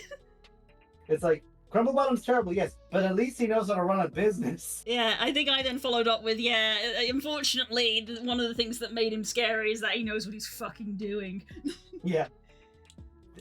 What is the dangers of Crumble Bottom? He is competent. What's the other danger of Crumble Bottom? He knows where you're not competent. Mm-hmm. Remember the chart? Me ardently tapping on the chart. For those who don't know, because there's a few people here who might not, Estelle starts giggling. I was so fixated on Crumble as a villain that I made a chart of all of the abilities that my character had and all the abilities that his character had, and proceeded to cross them all off as they all perfectly countered one another. of, I can do this, he can counter it with this. Okay, I can do this, he can counter it with that. And I just sat there with a list that by the end of it was completely crossed out, and I just sat and stared at it and went, fuck. And I can't take the full credit for that. That's like plenty of a happy accident was in that. Yeah, it pretty much was. It just happened that way. I did tell you Das that. basically just picked a class, and when I sat down and analysed it, I was like, you picked the class that counters mine, and he was like, that wasn't intentional, but yay. Did I ever tell you, like, with Crumble? I picked that class literally as I rolled initiative to fight Spook. Like, in the manner, in the guild hall. Yeah, which is wild, considering how many interactions we had with him before that. Yeah. I was like, he's got a trick. I don't know what the trick is yet. But that's also fun, because you can't plan for a trick you don't know. Mm-hmm. But there was this... Yeah, it was one of those ones where I was like, let's go do this. And I think it was like the same way where I said to you, I didn't decide Yatar had enchantment until you guys arrived. And I was just sat there just like, that is some crazy level of ad-libbing. Like, what the fuck? I could not, it's like, I'd have to plan that. I couldn't ad-lib that. I need to plan it. I tend to do my best when I ad-lib, legitimately. Which is unfortunate because it does not work out as good as being a player ad-libbing as it is when you are the DM and you're like, I have every tool in this box. I have a limited tool set in this box. Shit. Works out sometimes, though.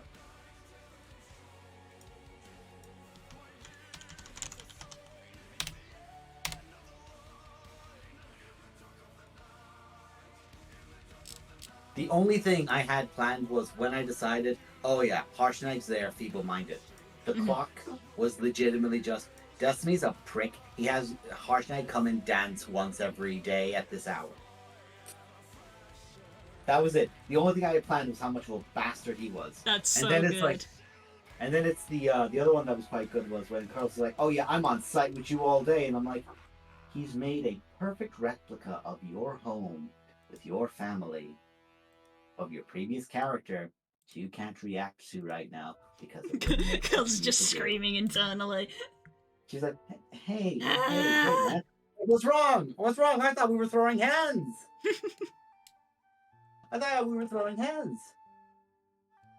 Oh, Diglett, if you're referring to In the Dark of the Night, that's from Anastasia. Yes. Speaking of... Grandmama, it's me, Anastasia. In the Dark of the Night. Yes. All of it, all of the villain songs I have on here are covered by the same guy because copyright, which is Jonathan Young, who literally has a album on Spotify, which is all of his villain covers, and they're great. Yes. And I listen to it and I smile like a fucking idiot each time. The other thing that's, speaking of, because we're referring to it, was another villain of, oh yes, you had sight inspo, didn't you, you son of a bitch, is just fucking Rasputin from Anastasia, just being so much of a manipulative son of a bitch, and I loved it. Yeah. I mean, you know this, you were there, but much like with all of our OCs, when Delmara was sort of like the current OC for me, basically any villain song would get sent to Das and be like, Crumble vibes. Because that was our first major campaign, and at the time was the only campaign we had played. Yes, very much so. And I say this with all my heart. I love the dynamic between Mara and Tala. I do with all my heart. I mean this quite sincerely. I still giggle when I just think of, like, Sansuri, Crumble, both sat at a table, waiting for Mara to be clocked out, and it's like, congratulations, you come play poker with us for the rest of existence now. But also, just, I always think of it is, you're playing with the big boys now. Yep, that's another one of his. Come on, step it up. Show us why you're the villain this time. Come on. And sat here going, Mara is probably Mara's fun because she's like in a space between Vlakith and Crumble. In that way of she is aloof, but she can get you. She is away, but she is present. It's like you keep fucking around like this, she's gonna turn up. Like I'll never forget like the meme I put into the chat of, oh, I didn't expect you here so soon. And it's just like all these people with like wide, exasperated eyes, as it's just all of our characters staring at the fact. We just gotten through the hardest dungeon we had ever done to this point in the game, and Mara's already there. It's like, oh, you mean you're already here? Me just being like, I am sprinting. Meanwhile, I'm just like, no. There was no brain behind that action. That is very much, well, I'm playing my character right now. Oh, you see the person that you believe to have ruined your very existence? Charge. No thought. Head empty. Charge. Didn't end well, obviously. I mean, it ended fine. I was still very proud of myself for working out the thing with the blood. Yeah. The thing with that the blood. That was the thing where I'm like, I look at that and go, as a DM, I look at that and say, I would not have come into that room planning that to be a way that this could be countered. Oh, it wasn't. Girls literally said at the time, she sort of like paused and her mouth was just open. She was like, yeah, that would work. Fuck. The other side of it as well that's wild is it's you using your hemocraft, but also you're using the power of your centralis blood as well a little bit. Like, yeah, it was. We now know. Looking at it, like we can tie that in there as well to like if we need a after the fact of more explanation as to how the fuck did you pull that off.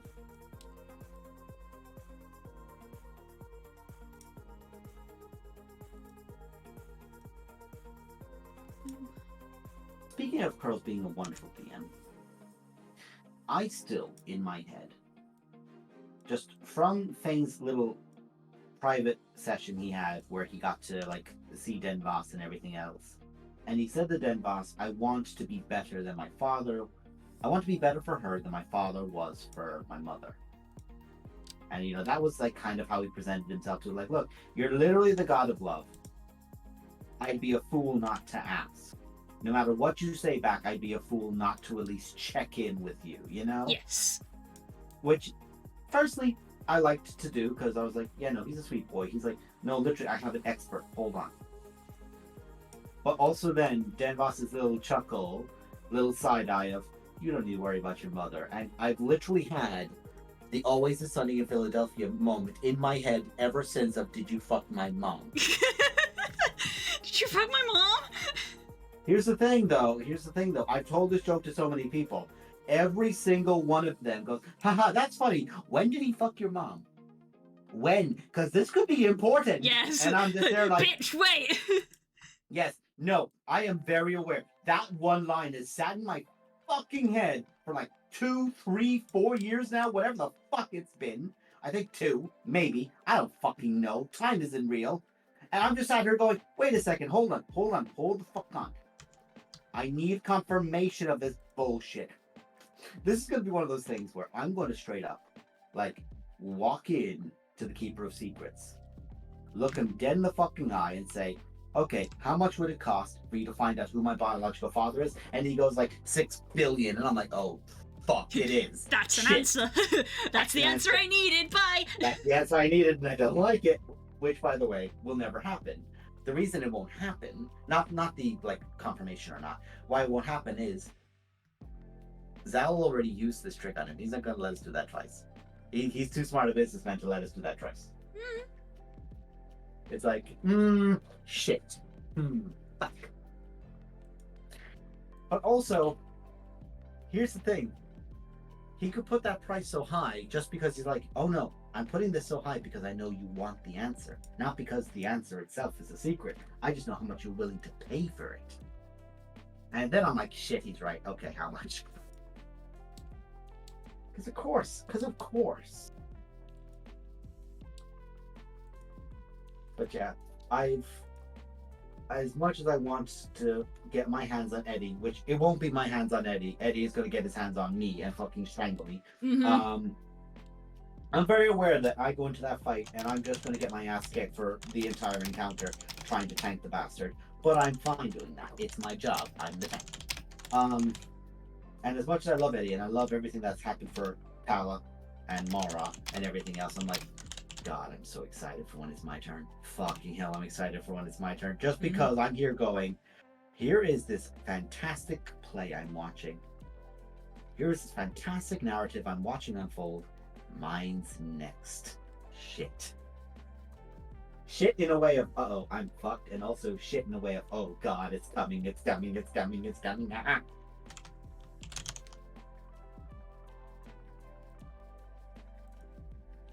Take a look at her, right? Shoot. I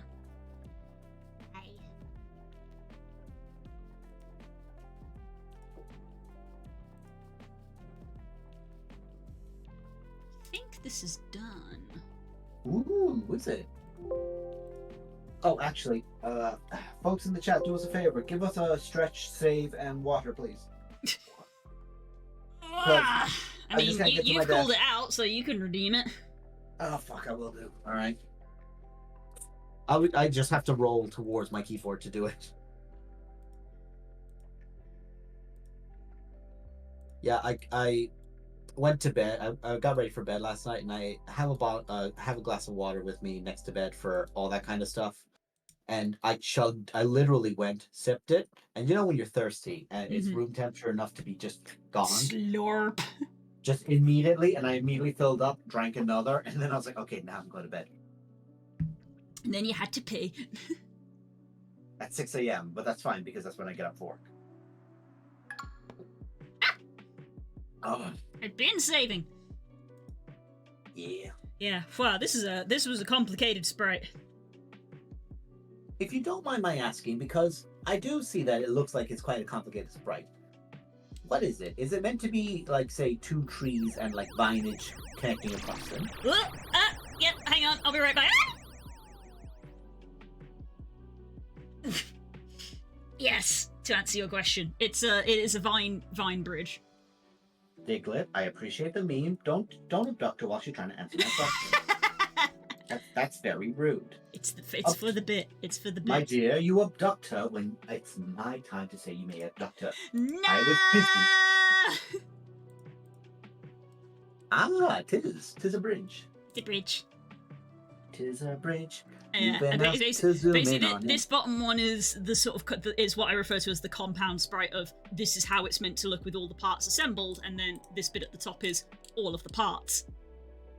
Right. So this bit tiles with itself, and this bit tiles with itself, which is the bit in the middle. So essentially, you can make it as long as you want, and then these end bits, you can mirror.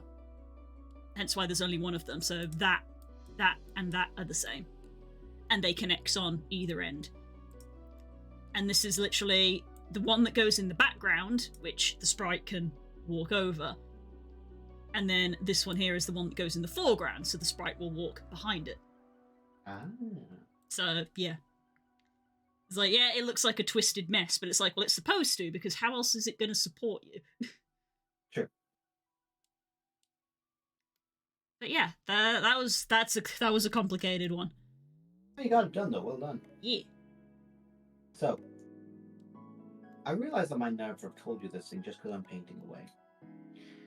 Do you want to know what the first ever Space Marine chapter was?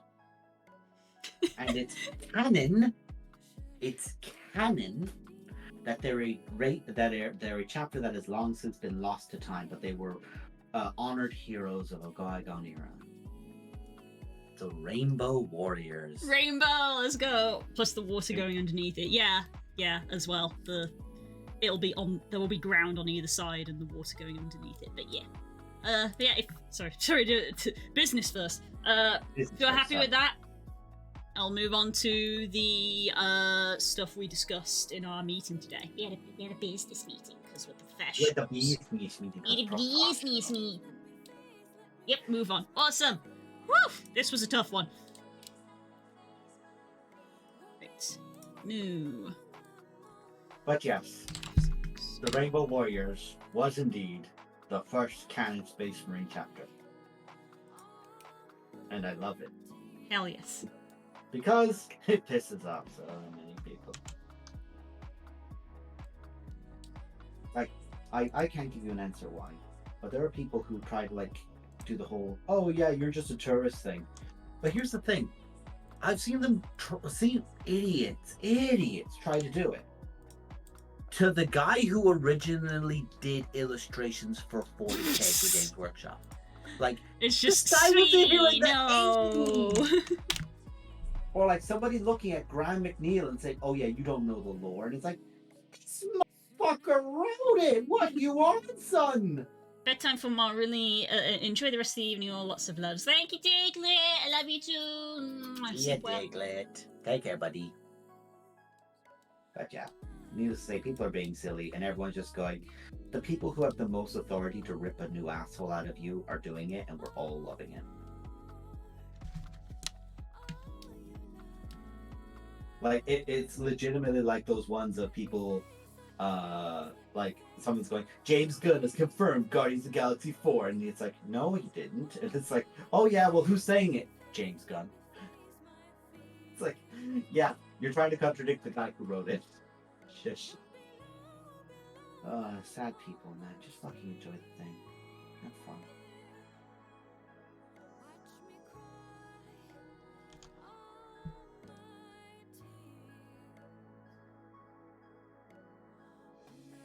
One of my favorite guys that I actually give a little shout out here, because one of my favorite guys that I love watching on Twitter is a guy who, not watching, but I love looking at his content whenever he posts it. Essentially, he's taken the Lizardmen heads from like fantasy and AOS and that, and he's on Space Marines. Ooh. So he's got like his own Space Marine chapter of like some of them are standard humanoid and some are mutants, and it's like, yeah, that's cool. And reads and yeah, Gene Seed can have some weird mutagenetic properties to it.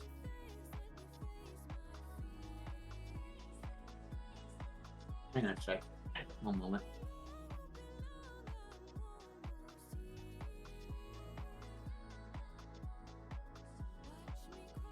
Stacy, bless her heart, just messaged me to say, can I get a hug? And I just had to mute the show. Get into your hug. Very important.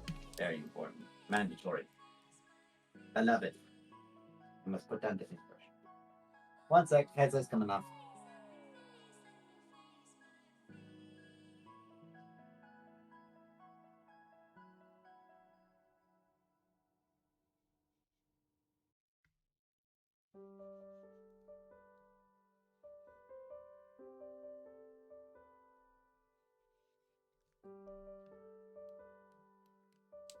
He made salamanders if the gene seed went wonky, I guess.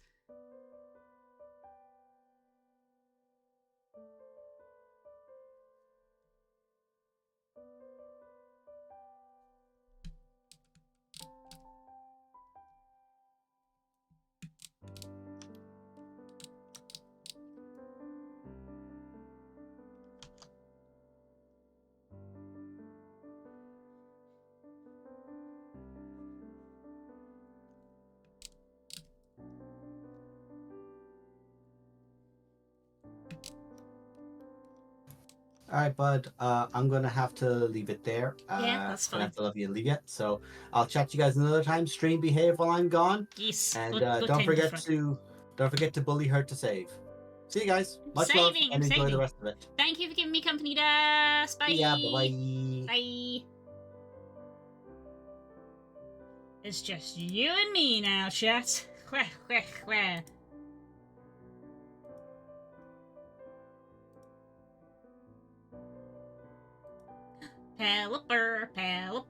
Paliper. We in chill vibes.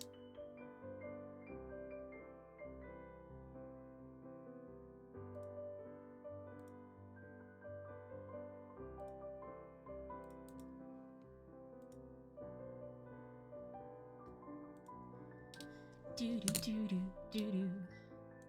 Right, let's duplicate this.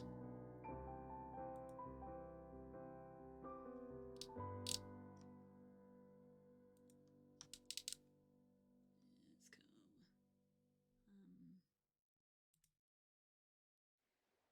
Effects. Outline.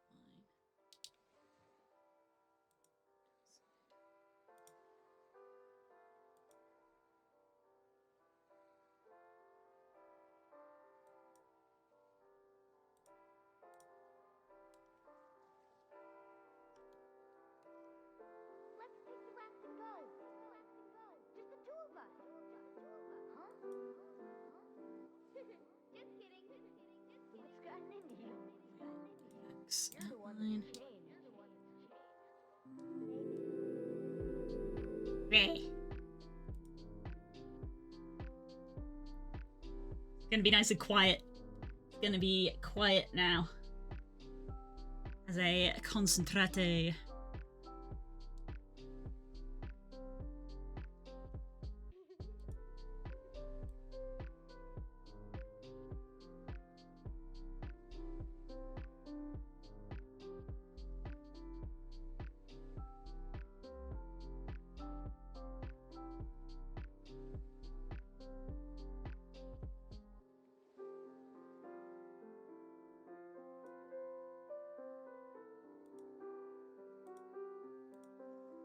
Okay.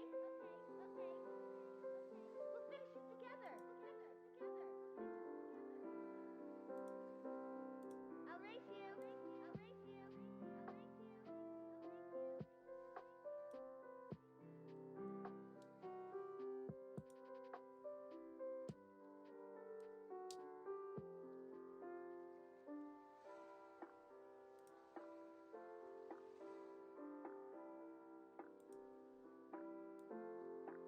Don't ever change. Huh? I just can't wait. Once we set sail, it'll be great.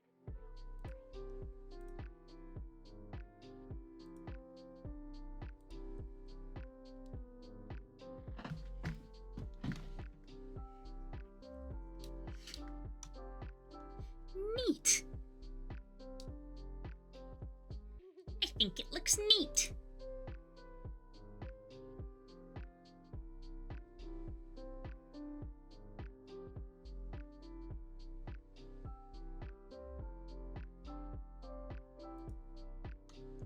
It's not quite the view I'm after.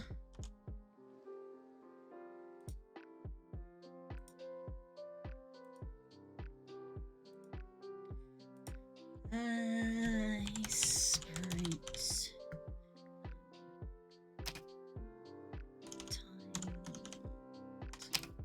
View rotate. Is that an option?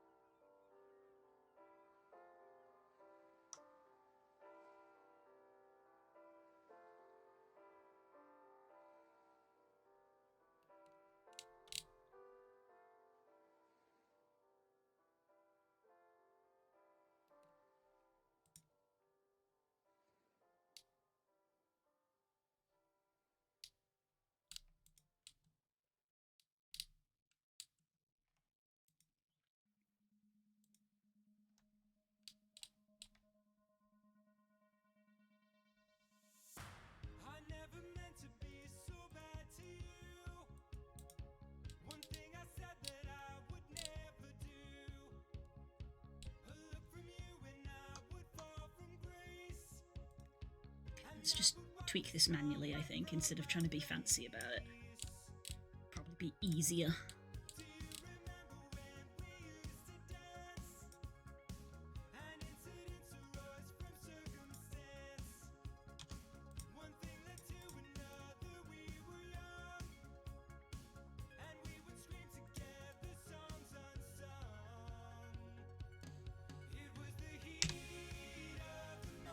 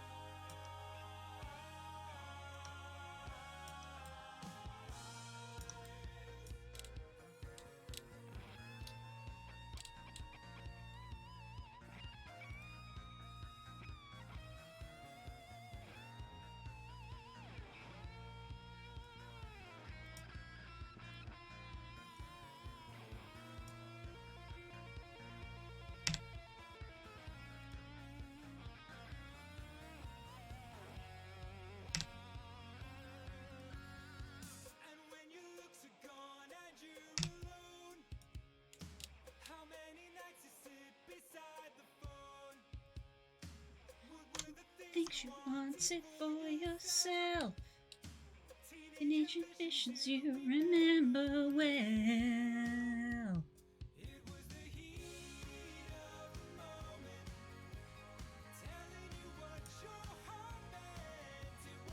Heat of the moment shown in your eyes.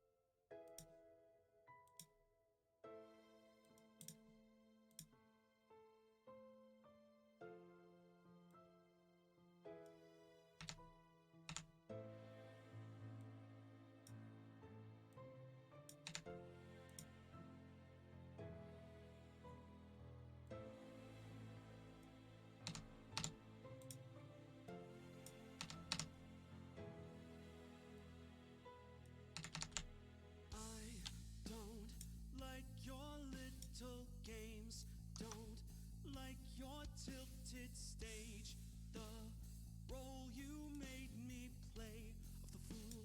No, I don't like you. I don't like your perfect crime, how you laugh when you lie. You said the gun was mine, wasn't cool. No, I don't like you. But I got smarter, I got hotter in the nick of time.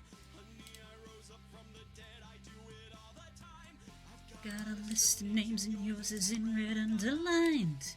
checked it once, then I checked it twice. So, oh, look what you made me do. Look what you made me do. Look what Ah! you just made me Look what you made me do. God damn it! do. Look what you made me do. Look what you made me do.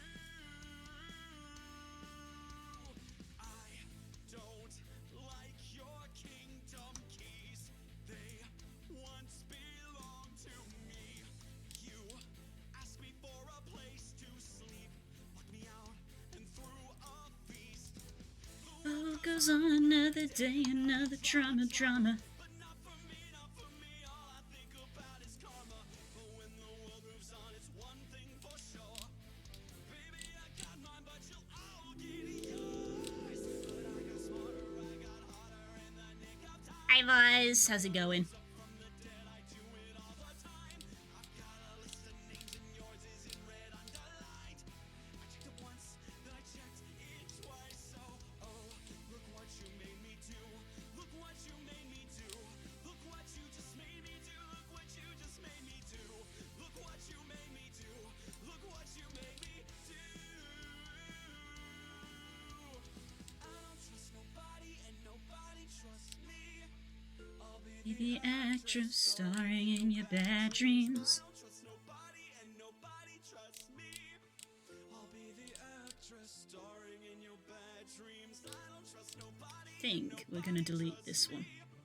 I'll be the actress starring in your bad dreams. I don't trust nobody and nobody trusts me. I'll be the actress starring in your bad dreams. I found time can heal most anything, and you just might find who you're supposed to be. I didn't know who I'm supposed to be. I still don't know who I'm supposed to be. Oh, look what you made me do. Look what you made me do. Look what you just made me do. Look what you just made me do. Look what you made me do. Look what you made me do.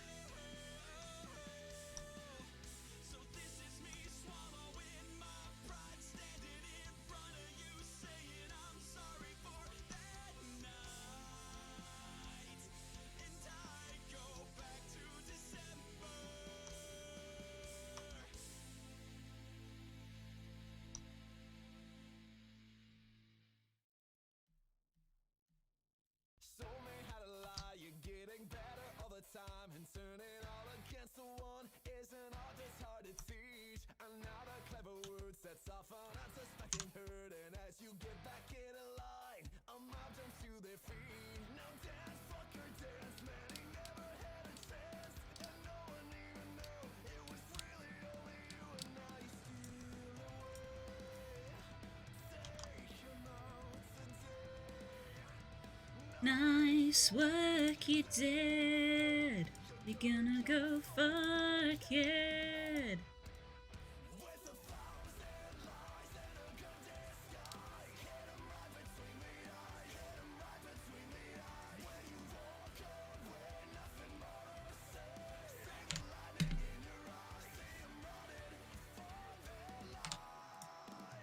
Slowly out of line and drifting closer in your sight. So play it out, I'm wide awake. It's a scene about me.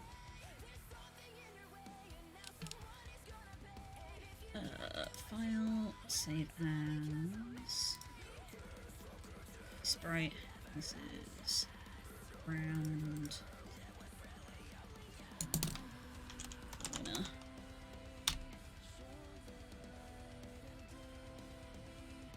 Nice work, you did. You're gonna go far, kid.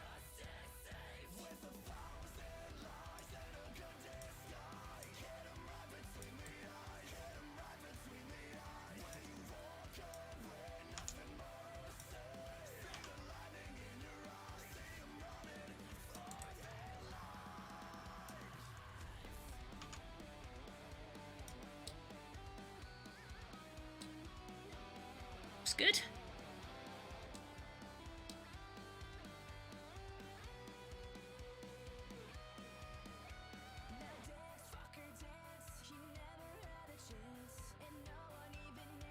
It was really only you.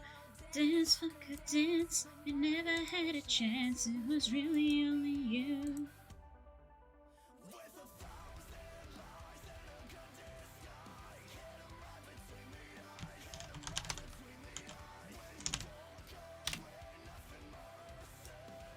Oops. Open file. What's edge?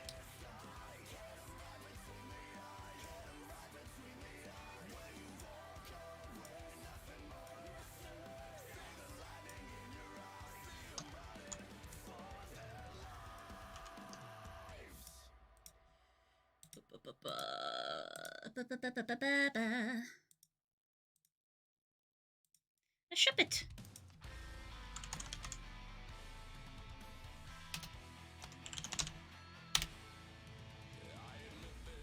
I can close all of these bridge ones now.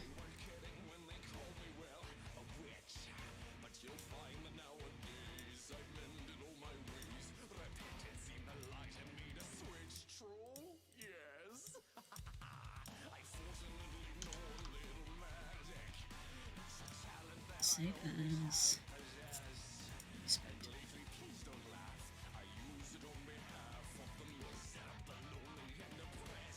Pathetic. Poor unfortunate souls in pain, in need. Duplicates. Duplicates.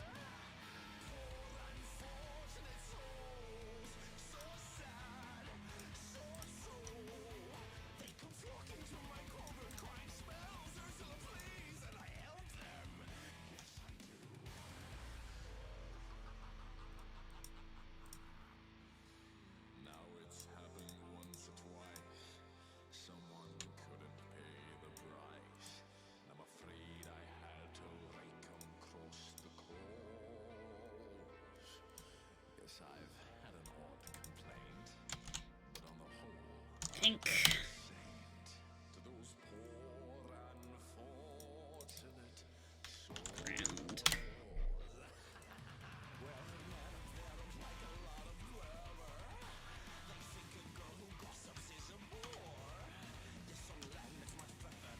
New layer. Water.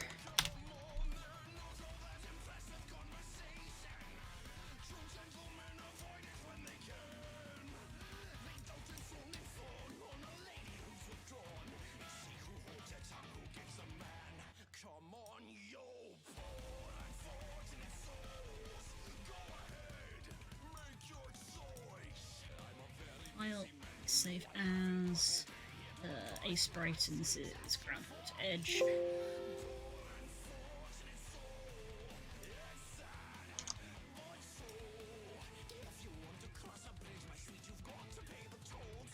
Another thing to throw on the list of things to do for the channel is an alert for when a Pokemon spawns.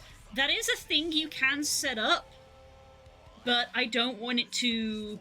I don't want to set it up and then have it interrupt things like D&D and things like that. So I did think about it, and I've opted not to. I've decided no, I don't want that.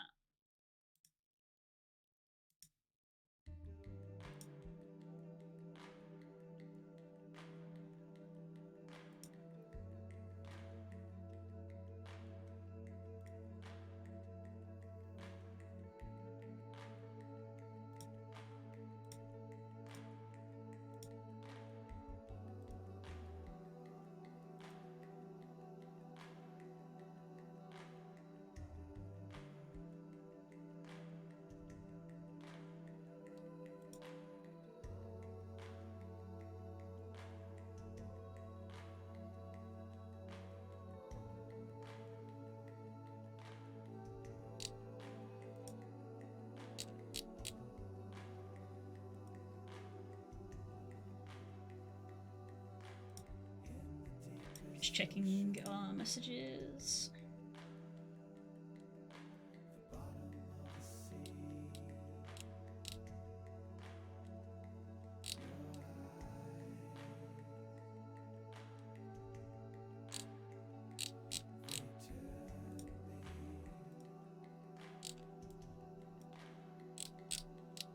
Yes, right.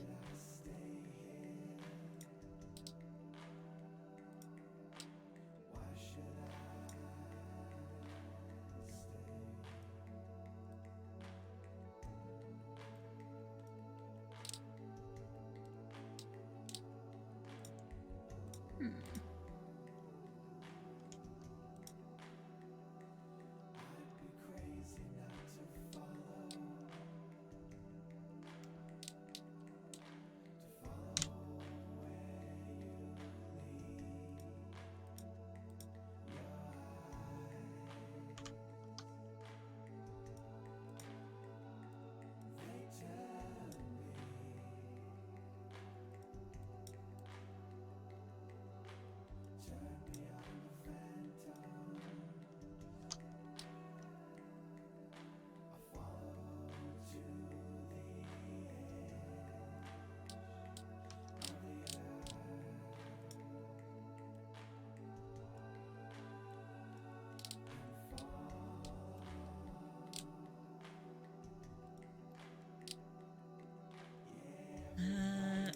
Probably a quicker way for me to do this if I FX outline and put it inside like that.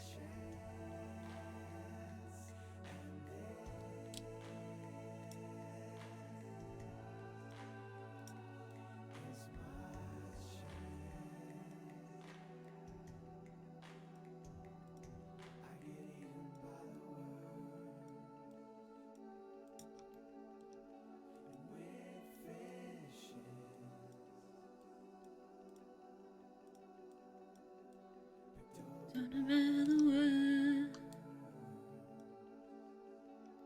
with fishes, with fishes.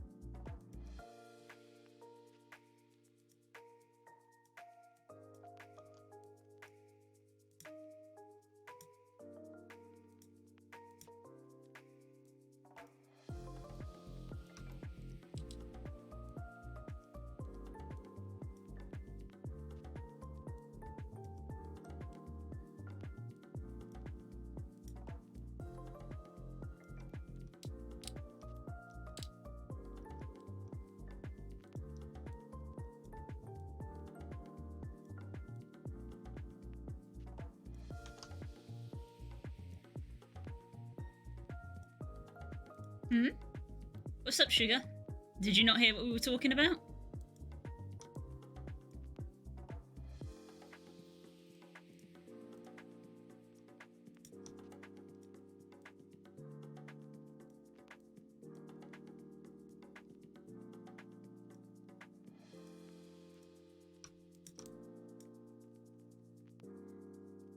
I keep having my stream crash, sorry. Oh, that's okay, you don't have to apologize. I think I've been quiet for the last 5 minutes.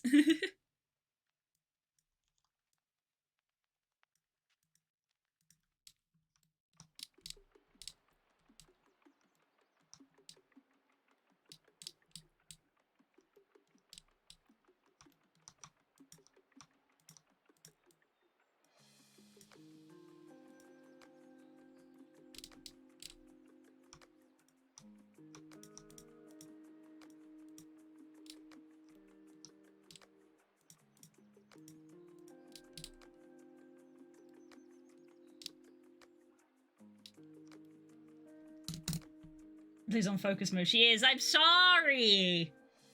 I just got 3 sprites done in like quick succession. I think this one's also done.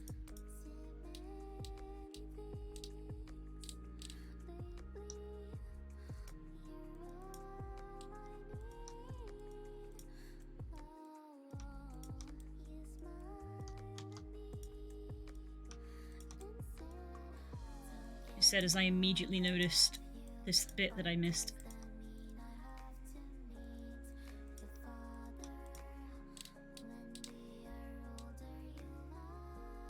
There we go. Ah!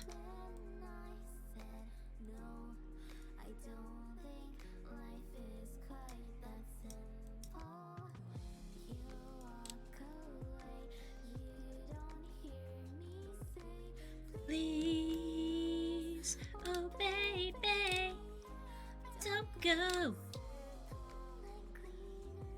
I had to go. How'd the last Pokemon stream go? I fell asleep. Oh god, where did you fall asleep? We successfully got our 8th gym badge.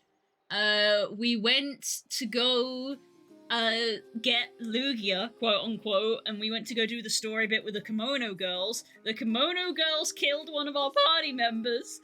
Ah! So we've had to swap. We've had to now put someone else in. We successfully went to the Whirl Islands and caught not Lugia because that encounter was still randomized, but we used the Master Ball for the memes. Also because we have 2 Master Balls, now we only have 1. So the Kimono Girls, yeah, oof. So we went, after that we went to the Whirl Islands, we caught not Lugia, and named them not Lugia. We then went to New Bark Town, went across through Joso Falls, and have made our way through Victory Road, and at the last minute we had the rival battle come up that I wasn't prepared for because I forgot that there was a rival battle there. So we went straight through Victory Road and then had the rival battle, but we succeeded, thankfully, and have saved at the entrance to the Elite Four. So this weekend is gonna be Elite Four make or break. This is where the run could end. Because Elite Four is... Yep. So, if I get chance, I'll try to do a little bit of off-stream leveling, but I don't know if I'm gonna get the chance to do that. In fact, Soul Silver Elite 4. What's the level range? What's the level range that I'm dealing with?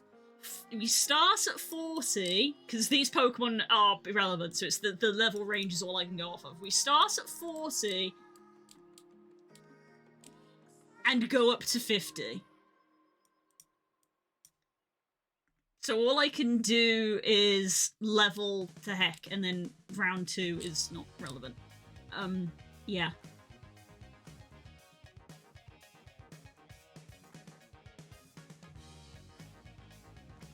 I'm still amused at the idea that the demigod of the area was a bitey boy. It's a good bitey boy. A bitey boy that could evolve.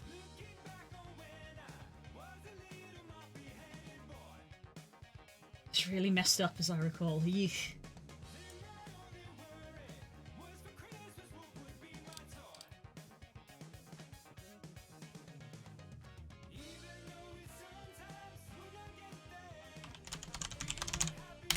Catch that. Okay, right, these took, like, very little time. Export as a BMP. Export. Don't need you.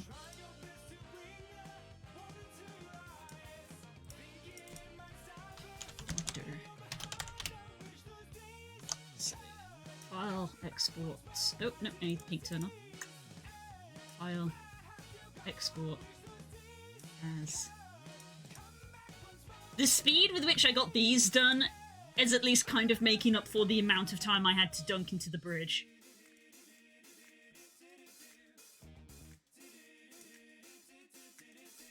Okay, let's look at our list. Corner texture down, texture done, bridge done. Flying ghost thing, flowers, flower mimic. Okay. Well, at least I know what I'm doing tomorrow.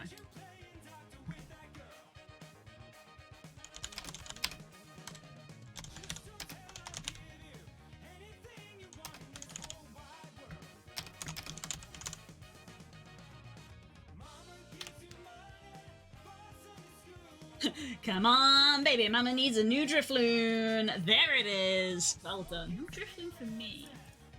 Whee. Wah.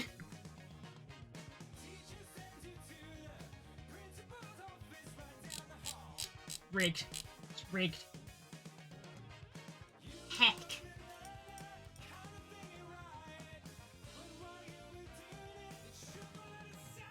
I wish those days could come back once more. I wish those days and I had to go.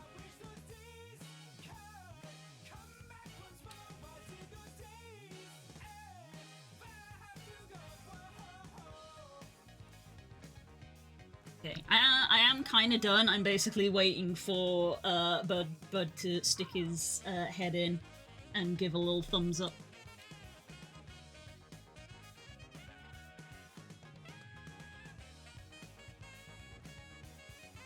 I thought I only had one more. I have 5 more event pokes to catch. Lame. Ah, F.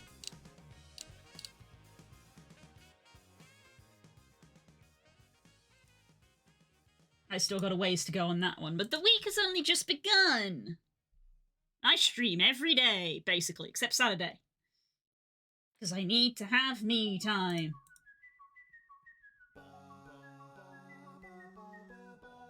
I might just DM them the sprites. Because, it is late. And I am now kind of tired because I don't want to start something new. I want to go to bed, I think. So, I think we're gonna end there. Let's have a look-see.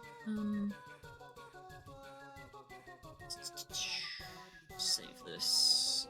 Close all of these. I don't need that. Don't need any of these.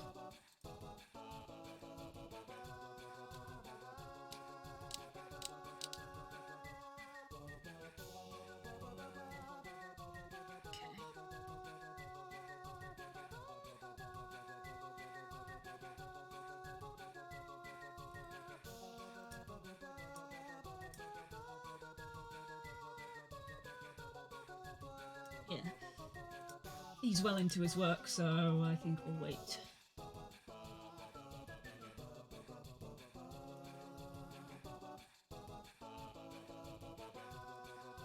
It's looking alright. It's looking alright. And there's that little edge bit there.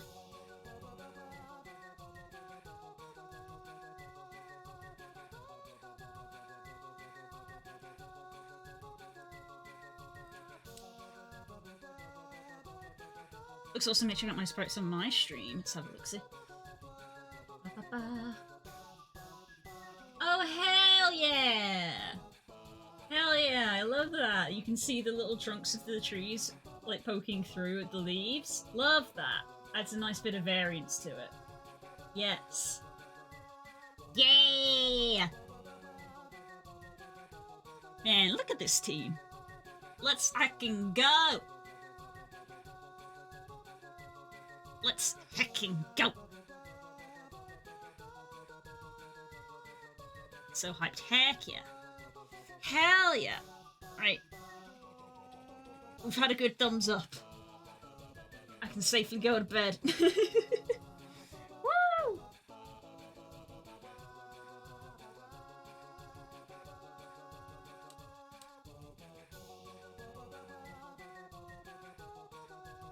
Awesome. Right. Alright, chat. That means it is sleepy time for me. I will see you guys tomorrow if I just press this button right here. I will see you guys tomorrow, where I'm going to be doing more Sprites in the afternoon. And D&D has been cancelled, so it's going to be Call of the Lamb in the evening. Is our backup game. So more Sprites. Heck yeah. We're going to be working on, let's look at the list, some flowers and a little ghostly little friend thing that flies around. I'm going to be working out what that is. It hasn't fully been established. So yeah. Flowers. Flowers tomorrow. Did somebody say flowers? Yay! So tune in tomorrow for that. Right. Have I got a friendo? I might have a friendo that we can go say hi to. They are on a break. That always happens. They have a break at 11 o'clock. I finish at 11 o'clock. Let's give them something to come back to. Go visit a friend. We're gonna go sea lion. Not Canary. I did notice that Canary has also just started, but we're gonna go visit Lying. Lying is a little small-time streamer like me. We're gonna give them some love. Right. Take care, everybody. I hope that you have a good evening, whatever you get up to, and I will see you tomorrow. Bye!